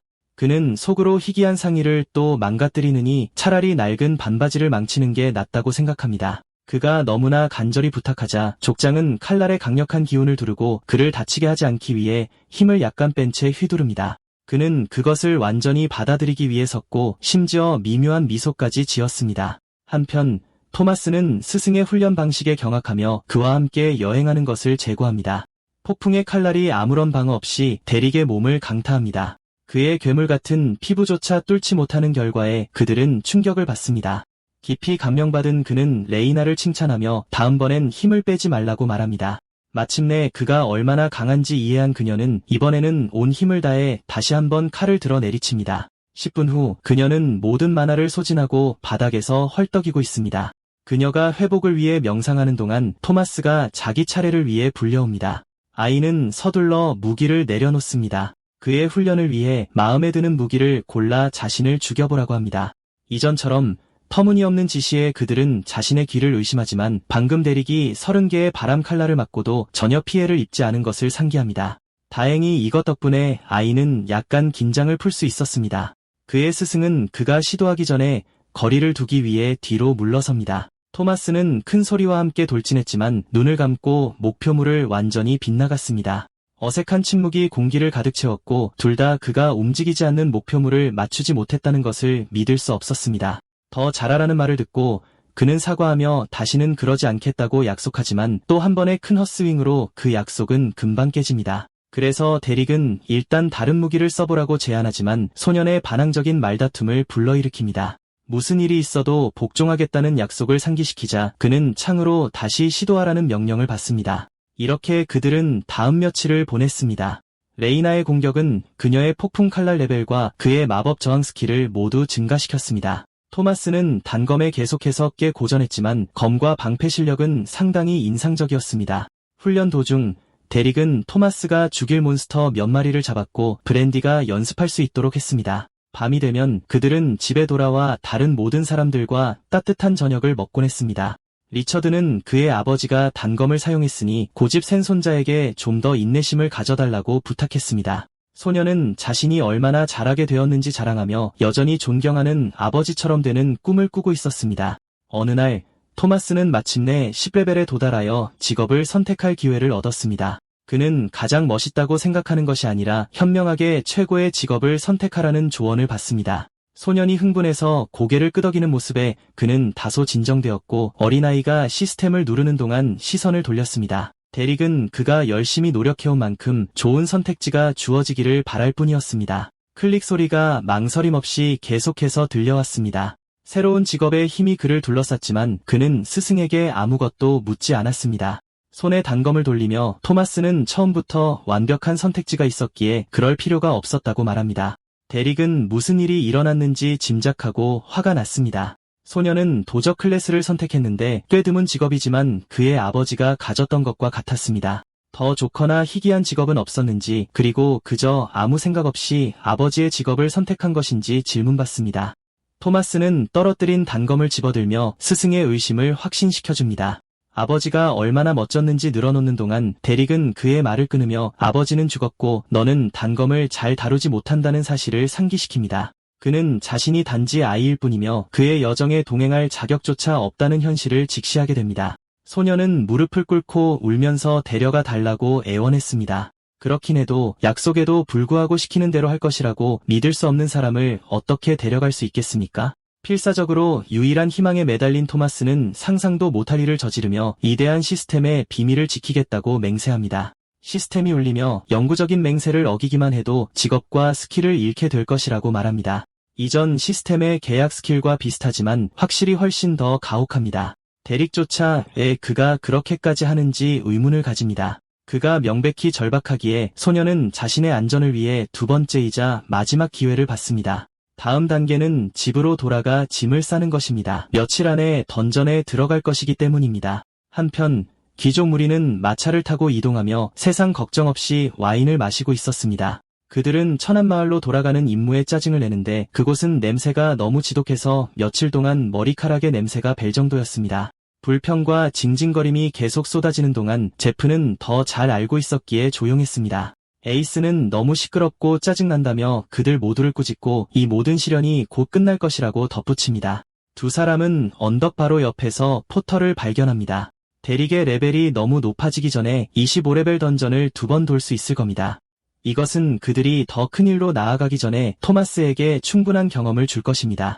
이미 던전 공략에 대해 들었음에도 불구하고 소녀는 여전히 그들이 거기서 무엇을 하는지 이해하지 못합니다. 그것은 25레벨 포털이었고 둘 다 들어갈 수 없을 터였습니다. 마침내 그는 누구에게도 말해서는 안 되는 비밀 중 하나를 보게 될 참이었습니다. 그들은 윙윙거리는 힘의 구체 위에 손을 얹자 모험가로서의 능력치를 보여주는 반응이 일어납니다. 토마스는 데릭이 고작 18레벨이라는 것을 처음 보고 충격에 소리칩니다. 믿을 수 없지만 이것은 그들이 죽을 실질적인 위험 없이 낮은 레벨의 던전을 돌 수 있다는 것을 의미합니다. 그의 스승은 그저 그가 싸우는 것을 지켜볼 뿐이므로 그리 쉽지는 않을 것이라고 말합니다. 어쨌든 기회만 주어진다면 자신을 죽일 수 있는 상대와 싸우는 것보다 더 좋은 훈련은 없습니다. 세 사람은 던전에 들어가 짙은 녹음으로 가득한 습한 정글에 도착합니다. 토마스는 처음이라 당연히 두렵고 긴장했지만 높은 레벨의 단검을 받았고 브랜디가 만들어준 갑옷이 그 안에 거의 모든 것으로부터 그를 보호해줄 것입니다. 몇 대는 버틸 수 있을 만큼 충분한 활력이 있고 필요하다면 데릭의 힘으로 치료받을 수도 있습니다. 여러 겹의 보호장치가 있었으므로 걱정할 것은 아무것도 없었습니다. 그가 실제로 재미를 볼 것이라고 확신하며 베테랑은 더 깊은 곳으로 길을 이끕니다. 이것은 곧 틀린 것으로 증명됩니다. 토마스는 데릭의 도움을 애원하며 거대한 곤충들에게 쫓기고 갇히고 목이 졸리고 다치며 몇 시간을 보냅니다. 보호자가 몬스터의 집게발에서 그를 구해주는 동안 그는 부러진 팔을 붙잡고 그것이 재미의 일부였는지 묻습니다. 어쨌든 죽지 않았으니 괜찮다며 그의 광기 어린 면이 다시 한번 드러납니다. 부러진 팔을 자세히 들여다보며 그는 손바닥을 내밀고 회복 스킬을 사용해 부러진 뼈를 붙였습니다. 소년이 놀랍게도 그는 아무 일 없었다는 듯이 팔을 휘두를 수 있게 되었습니다. 그 문제가 해결되었으니 다시 밖으로 나가 던전 공략을 끝내야 합니다. 토마스는 조용히 자신의 결정을 의심하고 스승의 긍정적인 태도는 그에게 무언가 비정상적인 점이 있다는 것을 서서히 깨닫게 합니다. 잠시 후 그의 머리가 덤불에서 튀어나오고 그는 딱정벌레 몬스터를 지켜봅니다. 그것을 죽일 기회였지만 그의 몸은 걱정으로 떨리는 것을 멈출 수 없었습니다. 마침내 용기를 내어 단검을 준비하고 뛰쳐나갔지만 목표물이 그의 존재를 감지하고 재빨리 돌아섰습니다. 그것은 인간의 칼날이 몸에 닿기 직전에 날아올라 피했습니다. 한편 데릭은 제자가 강력한 일격에 날아가는 동안 불신과 실망감에 신음할 수밖에 없었습니다. 몸이 땅에 세게 부딪히면서 그는 덫에 걸려 적이 마지막 일격을 가하기 위해 이협적으로 다가오는 동안 아무것도 할 수 없게 됩니다. 피하라는 말을 듣고 그는 굴러서 몬스터의 다리 하나를 베어 틈을 만듭니다. 이것으로 그는 데릭에게서 몇 마디 칭찬을 듣고 데릭은 계속하라고 격려합니다. 그러나 그는 딱정벌레의 다음 돌진을 막아내지 못하고 근처 나무에 세게 박힙니다. 평범한 천처럼 보였지만 그의 튼튼한 갑옷이 그를 안전하게 지켜주고 있었기에 그는 조용히 브랜디에게 감사했습니다. 새로운 희망을 품고 그는 단검을 들어 적의 뿔을 잘라냈습니다. 그것은 분노와 고통으로 비명을 질렀지만 토마스의 치명타에 완전히 무방비 상태가 되었고 그 일격은 머리 깊숙이 박혔습니다. 아이는 지쳐서 헐떡거렸고 눈앞에 적은 생명 없이 쓰러져 있었습니다. 대릭은 잘했다고 말할 순 없었지만 이전보다 확실히 나아졌다고 생각했습니다. 이제 그의 멋진 활약을 되짚어 볼 시간이었고 그는 먼저 무엇을 잘못했는지 질문받았습니다. 토마스는 너무 힘을 줘서 휘두르는 바람에 빗나갔을 때 균형을 잃었다고 말합니다. 그는 도적 클래스의 은신 기술을 사용하지 않고 딱정벌레에게 접근한 것부터가 잘못이었습니다. 왜 사용하지 않았냐는 질문에 소녀는 움찔했습니다. 그의 머리는 질문으로 가득 찼고 제대로 된 이유를 대려했지만 타당한 변명 하나 떠오르지 않았습니다. 선택의 여지 없이 그는 그런 기술이 있다는 것조차 잊었다고 솔직하게 인정했습니다. 그는 스승의 조언을 거역하고 선택한 클래스의 유일한 기술을 잊어버린 것입니다. 부끄러움에 땀을 흘리며 그 자신도 어이없는 이유라는 것을 알고 있었습니다. 대릭은 제자가 믿을 수 없을 정도로 멍청하다는 것을 깨닫고 짜증 섞인 한숨과 욕설을 내뱉었습니다. 마차바퀴는 울퉁불퉁한 길 위에서 덜컹거리다 아레나 마을의 문 앞에서 멈춰섰습니다. 누군가 내리는 것을 보고 경비병은 들어가기 전에 신원을 밝히라고 요구합니다. 하지만 그곳에 있던 자는 강력한 마법으로 글을 써버렸습니다. 에이스는 어떤 규칙도 신경 쓰지 않고 문을 활짝 걷어찼습니다. 이 때문에 마을 사람들은 공격받고 있다고 걱정하며 뒤를 돌아봤습니다. 귀족들은 도움 요청에 응답하여 왔으며 던전으로부터 모두를 구하러 왔다고 선언하며 계속해서 거만하게 걸어 들어왔습니다. 또 다른 사람은 그들이 제안하는 종류의 도움을 거부하며 칼을 뽑았습니다. 레이나가 앞으로 나서며 자신의 땅을 지키기 위해 칼날에 바람을 두르며 준비했습니다. 그녀는 먼저 공격하며 불청객들에게 당장 떠나라고 명령했지만 에이스는 그녀의 싸우려는 시도에 그저 비웃을 뿐이었습니다. 25레벨 곤충 던전에서 18레벨 거미 개미가 어린 전사와 맞서고 있었습니다. 토마스는 이전보다 더 능숙하게 그것의 위험한 공격을 피했습니다. 그들은 던전에 들어온 지 며칠이 지났고 그는 이미 17레벨이었습니다. 멍청한 벌레 한 마리쯤은 처리할 수 있다고 믿으며 그는 단검을 들고 큰 소리를 지르며 돌진했습니다. 칼날이 개미의 목에 박히자 마침내 승리한 그의 얼굴은 흥분으로 가득 찼습니다. 하지만 전투는 아직 끝나지 않았습니다. 그는 너무 정신이 팔려 뒤에서 다가오는 다른 적을 눈치채지 못했습니다. 쓰러진 적에게서 단검을 빼내지 못하자 그는 분노에 차 욕설을 내뱉었습니다. 날카롭고 거대한 침이 그의 가슴을 꿰뚫으려던 순간 대릭이 제때 나타나 그것을 베어버리고 소년을 구했습니다. 전투 자체는 아주 잘 진행되고 있었기에 아쉬웠습니다. 더 긴 무기나 칼을 빼낼 지렛대가 있었다면 좋았을 텐데. 이로써 그는 자신이 단검 사용에 적합하지 않으며 이 클래스를 선택하지 말았어야 했다고 받아들입니다. 다시 한번 눈앞에 베테랑이 완전히 옳았습니다. 그가 시무룩해 있는 것을 보고 토마스는 처음 시작했을 때와는 완전히 다른 전사가 되었다는 말을 듣습니다. 사실 그는 이미 다른 모든 것을 죽였기 때문에 준비가 되었을지도 모릅니다. 이제 남은 것은 마지막 던전 보스를 처리하는 것뿐입니다. 계획은 은신으로 몰래 다가가 머리를 노려 빠르게 끝내는 것입니다. 대릭이 보스방의 문을 열자 그들은 즉시 온몸으로 퍼지는 에너지의 파동을 느꼈습니다. 토마스가 반응하기도 전에 그는 한 손으로 참격을 쳐냈습니다. 그들 앞에는 무시무시한 사마귀 몬스터가 있었고 소년보다 훨씬 강한 것이 분명했습니다. 따라서 새로운 계획은 대릭이 그것을 붙잡고 그에게 마지막 일격을 날릴 기회를 주는 것입니다. 그는 믿을 수 없는 속도로 돌진해 순식간에 거리를 좁혔습니다. 생물의 목을 단단히 잡고 땅에 내리쳐 고정시켰는데 그 자리에서 거의 죽일 뻔했습니다. 이제 남은 것은 토마스가 마무리 일격을 가하고 현상금을 챙기는 것뿐입니다. 지시대로 그는 칼을 들고 달려들어 보스의 머리에 깊숙이 박았습니다. 잠시 경련을 일으킨 후 모든 힘이 사마귀의 몸에서 빠져나가 밖으로 나가는 포털로 변했습니다. 시스템이 던전 보스의 패배를 알리며 소년이 첫 던전을 클리어하고 마침내 이 지옥 같은 곳을 떠날 수 있음을 확인시켜줍니다. 그는 축하를 받았지만 이제부터는 더 어려워질 것이라는 말을 들었습니다. 대릭은 다른 던전을 클리어할 계획이었지만 그는 예상보다 훨씬 느리게 진행되었습니다. 그가 혼란스러워하는 가운데 소년은 이상하게 조용했고 얼굴에는 기묘한 표정이 있었는데 그것은 사마귀 머리에 박힌 칼날 때문인 좌절감이었습니다. 토마스는 독치료 기술을 보상으로 받았는데 이를 얻으려면 1스킬 포인트가 필요합니다. 첫 던전을 완료함으로써 그는 사용할 수 있는 2스킬 포인트를 받았습니다. 마침내 걱정하는 가족에게 돌아갈 시간이었습니다. 단검 사용을 만류하는 것을 이해하고 소년은 25레벨의 클래스를 바꾸겠다고 약속합니다. 대릭은 이전 주인이 더 이상 필요로 하지 않기 때문에 그 순간을 위한 훌륭한 창까지 가지고 있었습니다. 바로 그때 그는 충격으로 얼어붙었습니다. 마을 문을 지키는 사람은 아무도 없었고 바로 밖에는 호화로운 마차들이 주차되어 있었습니다. 무슨 일이 일어나고 있는지 깨닫고 그는 욕을 하며 말없이 마을을 향해 질주했습니다. 그는 손에 창을 들고 레이나와 멜을 부르며 입구에 도착합니다. 바닥에는 브랜디가 의식을 잃고 다친 채 쓰러져 있었지만 그녀의 어머니는 상태가 더 심각해 시시각각 죽음에 가까워지고 있었습니다.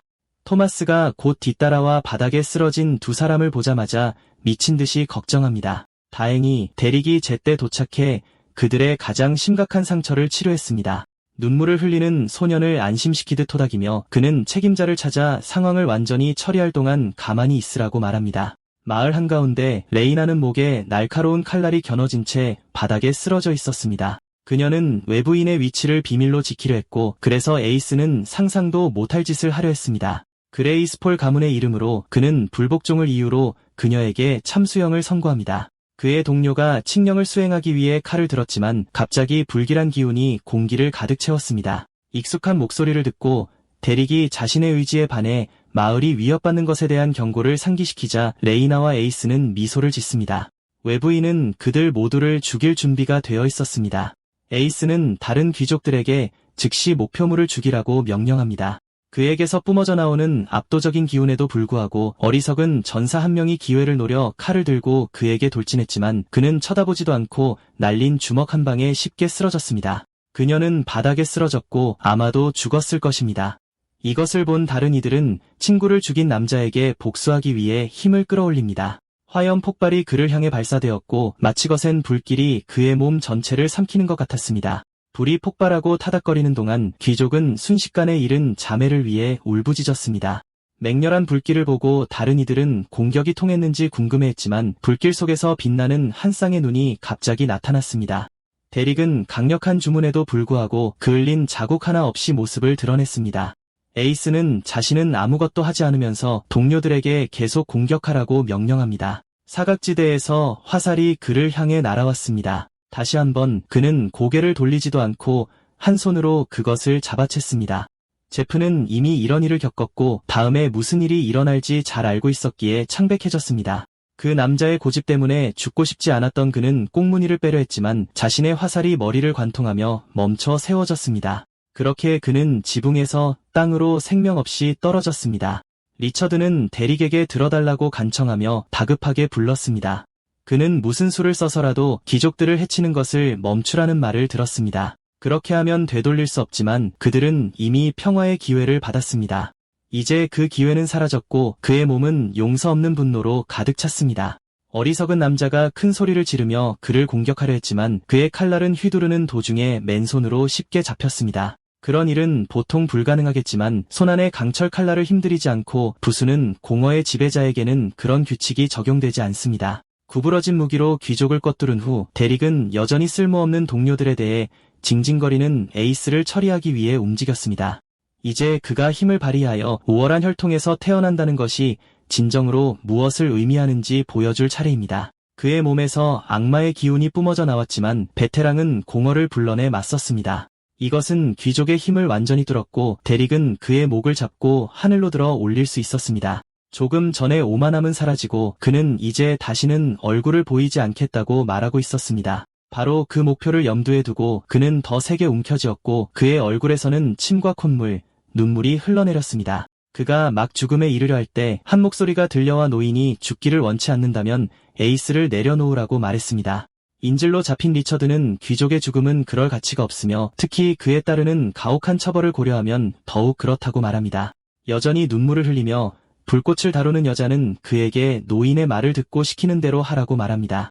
마을 전체가 오늘 일어난 죽음에 연루될 수 있습니다. 마지막으로 에이스를 내려놓으라고 말하며 그녀는 불타는 손을 리처드에게 더 가까이 가져갔지만 칼이 가슴을 껴뚫으면서 순식간에 목숨을 잃었습니다. 그것은 레온이었고 그는 그들을 벌해보라고 말하고 있었습니다. 그는 그녀의 시체를 떨어뜨리고 백성을 지키는 족장이 될 준비를 합니다. 이제 대릭은 원하는 대로 무엇이든 할 수 있었습니다. 에이스는 목숨을 살려주면 보복으로부터 마을을 안전하게 지키겠다고 맹세하는지 질문받습니다. 귀족은 여전히 목숨을 구걸하며 다급하게 약속합니다. 그의 대답에 만족한 무자비한 외부인은 그렇게 하면 모두가 파멸할 것이라는 모든 경고에도 불구하고 그의 목을 꺾었습니다. 그는 죽은 귀족을 땅에 떨어뜨리며 그저 손이 미끄러졌을 뿐이라고 비꼬듯 말했습니다.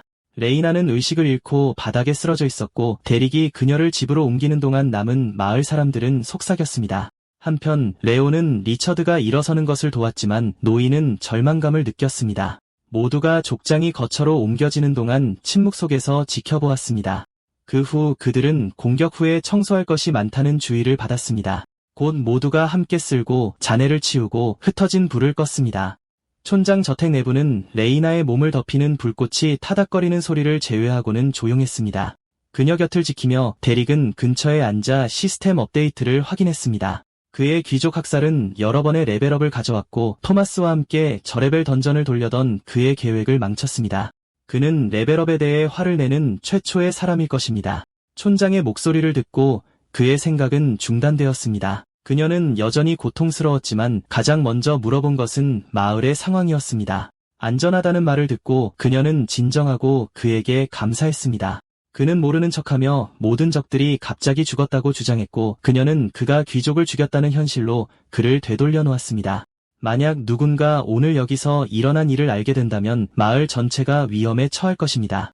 이것은 아무도 알아내지 못하도록 해야 한다는 것을 의미합니다. 게다가 그는 이미 그들이 무엇을 할 수 있는지에 대한 아이디어가 있습니다. 그녀는 마을 사람들을 조용히 시키기만 하면 됩니다. 잠시 후 작은 무리가 촌장의 방으로 들어왔습니다.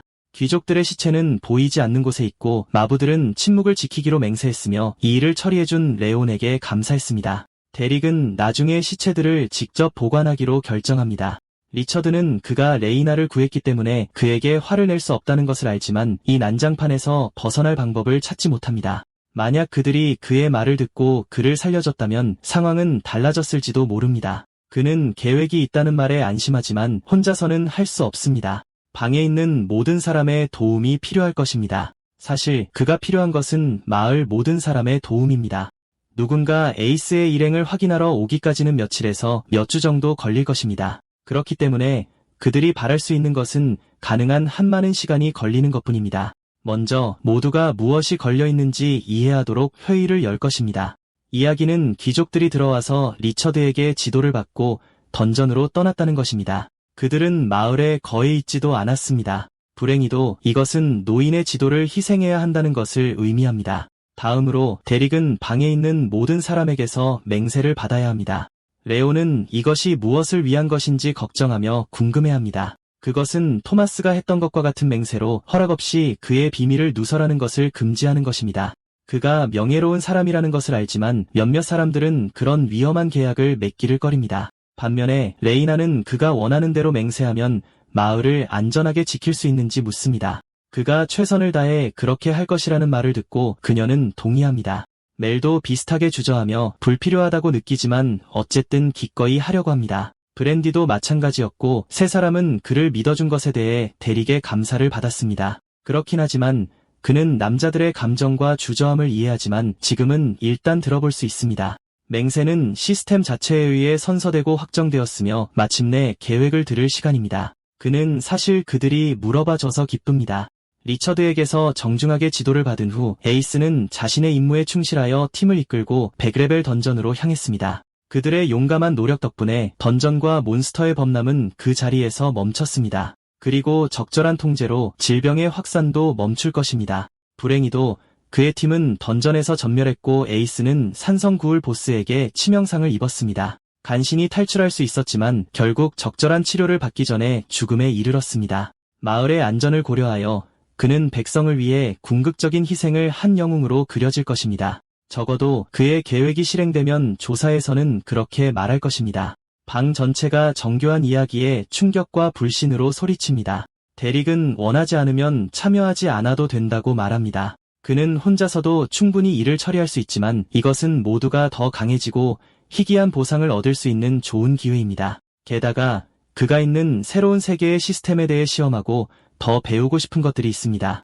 그는 10레벨 이전에 겪는 경험이 어떤 클래스를 제한받는지에 큰 역할을 한다고 생각합니다. 브랜디를 보면서 그는 그녀가 놀랍고 특별한 것을 제한받을 수 있다는 것을 압니다. 멜은 왜 그들이 저레벨 던전에 들어가서 클리어하는지 묻습니다. 데릭은 기다립니다. 그는 그저 그녀에게 윙크하며 자신을 믿으라고 말하며 곧 이해하게 될 것이라고 합니다. 그러고 나서 그는 빨리 움직여야 한다고 말하고 브랜디를 등에 업고 던전 방향으로 달려갑니다. 그들은 몰랐지만 어떤 존재가 그들을 면밀히 관찰하고 있었습니다. 나중에 그들은 50레벨 야수 던전 입구에 도착합니다. 그런 다음 그들은 나무 다리를 건넙니다. 마을에서부터 계속 달려와 지친 토마스는 걸을 때 다리가 후들거립니다. 데릭은 모두가 그의 비밀을 누설하지 않기로 맹세했으므로 이제 그것들을 밝히겠다고 말합니다. 그가 시스템을 열자 레이나는 그가 분명히 자신보다 강함에도 불구하고 레벨이 더 낮은 것을 보고 충격을 받습니다. 그는 언젠가 더 많은 것을 밝히겠다고 약속하지만 지금은 정복해야 할 던전이 있습니다. 이와 함께 그들은 던전에 들어갑니다. 그들은 탐험 전략을 짜는 동안 머물 수 있는 기지를 찾습니다. 데릭은 밖으로 나가 몬스터들을 거의 죽기 직전까지 때린 다음 토마스와 멜이 마무리할 수 있도록 기지로 데려올 계획입니다. 그들은 둘 다 30레벨에 도달할 때까지 이 전략을 반복할 것입니다. 그는 멜이 25레벨이 되면 모든 클래스 업그레이드 옵션을 살펴보라고 제안합니다. 그러고 나서 그는 토마스를 쳐다보고 아이는 자신이 무엇을 하는지 알고 있으며 다시는 단검 클래스를 선택하지 않을 것이라고 확인합니다. 레이나가 더 유능하다는 것을 알고 데릭은 그녀에게 함께 밖에서 몬스터와 싸우자고 초대합니다. 하지만 위험하다고 느낄 때는 기지로 돌아가 회복할 수 있습니다. 그러자 브랜디는 그를 쳐다보며 흥분해서 자신의 역할을 묻습니다. 하지만 실망스럽게도 데릭은 그녀에게 수많은 가죽으로 연습하는 것 외에는 아무것도 시키지 않습니다. 이것은 아이를 기운나게 합니다. 그러고 나서 그는 멜에게 돌아서서 그녀가 가진 긴 금속 무기가 그녀가 소유한 것 중 최고인지 묻습니다. 그녀는 이것을 확인하고 자신의 클래스가 평범하고 마을에서 무기를 구하기 쉽지 않았기 때문에 강한 전사들이 우선시되어 더 좋은 무기를 받았고 나머지는 남은 것을 받았다고 설명합니다. 이와 함께 그는 그녀가 가진 무기 중에서 새로운 것을 고르게 합니다. 그들은 그가 소유한 무기의 수에 놀라며 어디서 구했는지 궁금해하며 묻습니다. 그는 수년간 그냥 모았을 뿐 실제로 사용한 적은 없다고 무심하게 설명합니다. 그러고 나서 그는 그녀에게 이전에 사용하던 것과 거의 같지만 더 다재다능한 다른 금속봉을 건네줍니다. 그는 옆에 있는 버튼을 누르면 칼날을 빼고 넣을 수 있다고 덧붙입니다. 그녀는 그 무기에 감탄합니다. 한편 배경에서 토마스는 총을 사용하느라 애를 먹고 있습니다. 멜은 그 무기를 가져도 되는지 묻고 데릭은 많이 가지고 있다며 확인해줍니다. 그는 또한 토마스를 가까이 안으면서 그녀에게 단검 몇 개를 가져가라고 제안합니다. 아이도 단검을 달라고 하지만 데릭은 대신 창을 사용할 수 있다며 거절합니다. 그들에게 무기를 준 후 데릭은 악마와 싸우기 시작하기 위해 레이나와 함께 기지를 나섭니다. 그들은 즉시 거대한 몬스터 무리에게 환영받습니다. 데릭은 흥분해서 시익 웃으며 즉시 레이나와 함께 뛰어들어 몬스터에게 피해를 입힙니다. 기지로 돌아오자 의식을 잃은 몬스터들은 토마스와 멜이 마지막 일격을 가할 수 있도록 그들 앞으로 옮겨진다. 두 사람은 밖에서 계속 몬스터와 싸우다가 해가 지기 시작하자 그만두기로 한다. 한편 멜과 토마스는 마침내 25레벨에 도달한다. 그러자 데릭은 그들에게 클래스 승급 선택지를 살펴보고 신중하게 생각하라고 말한다. 그는 토마스에게로 시선을 돌려 승급 기회를 낭비하지 말라고 상기시킨다. 화면을 보던 중 그 아이는 소울 스피어라는 희귀 클래스를 제안받고 숨을 헉 들이마신다. 그것은 관통 피해에 중점을 두며 창의 연장선처럼 투사체를 쏘아낼 수 있게 해준다. 하지만 그는 자신의 아버지를 떠올린다. 브랜디는 클래스가 같지 않더라도 아버지는 항상 함께할 것이라고 말하며 그를 위로하려 한다. 한편 멜은 희귀 클래스가 아닌 옴의 분노라는 고급 성장형 클래스를 얻었음을 알게 된다. 이 클래스는 힘과 지구력에 중점을 두며 지팡이로 파괴적인 타격을 가한다. 데릭은 만족한다. 모든 것이 예상보다 잘 풀리고 있고 모두가 순조롭게 성장하고 있다. 때로는 다른 사람들이 더 나아지기 위해 약간의 도움이 필요할 뿐이다. 그는 자신의 시스템을 확인하고 귀족들을 몰살한 후 자신 또한 25레벨이라는 것을 기억해낸다. 이로써 그 역시 클래스를 승급할 수 있게 되었다.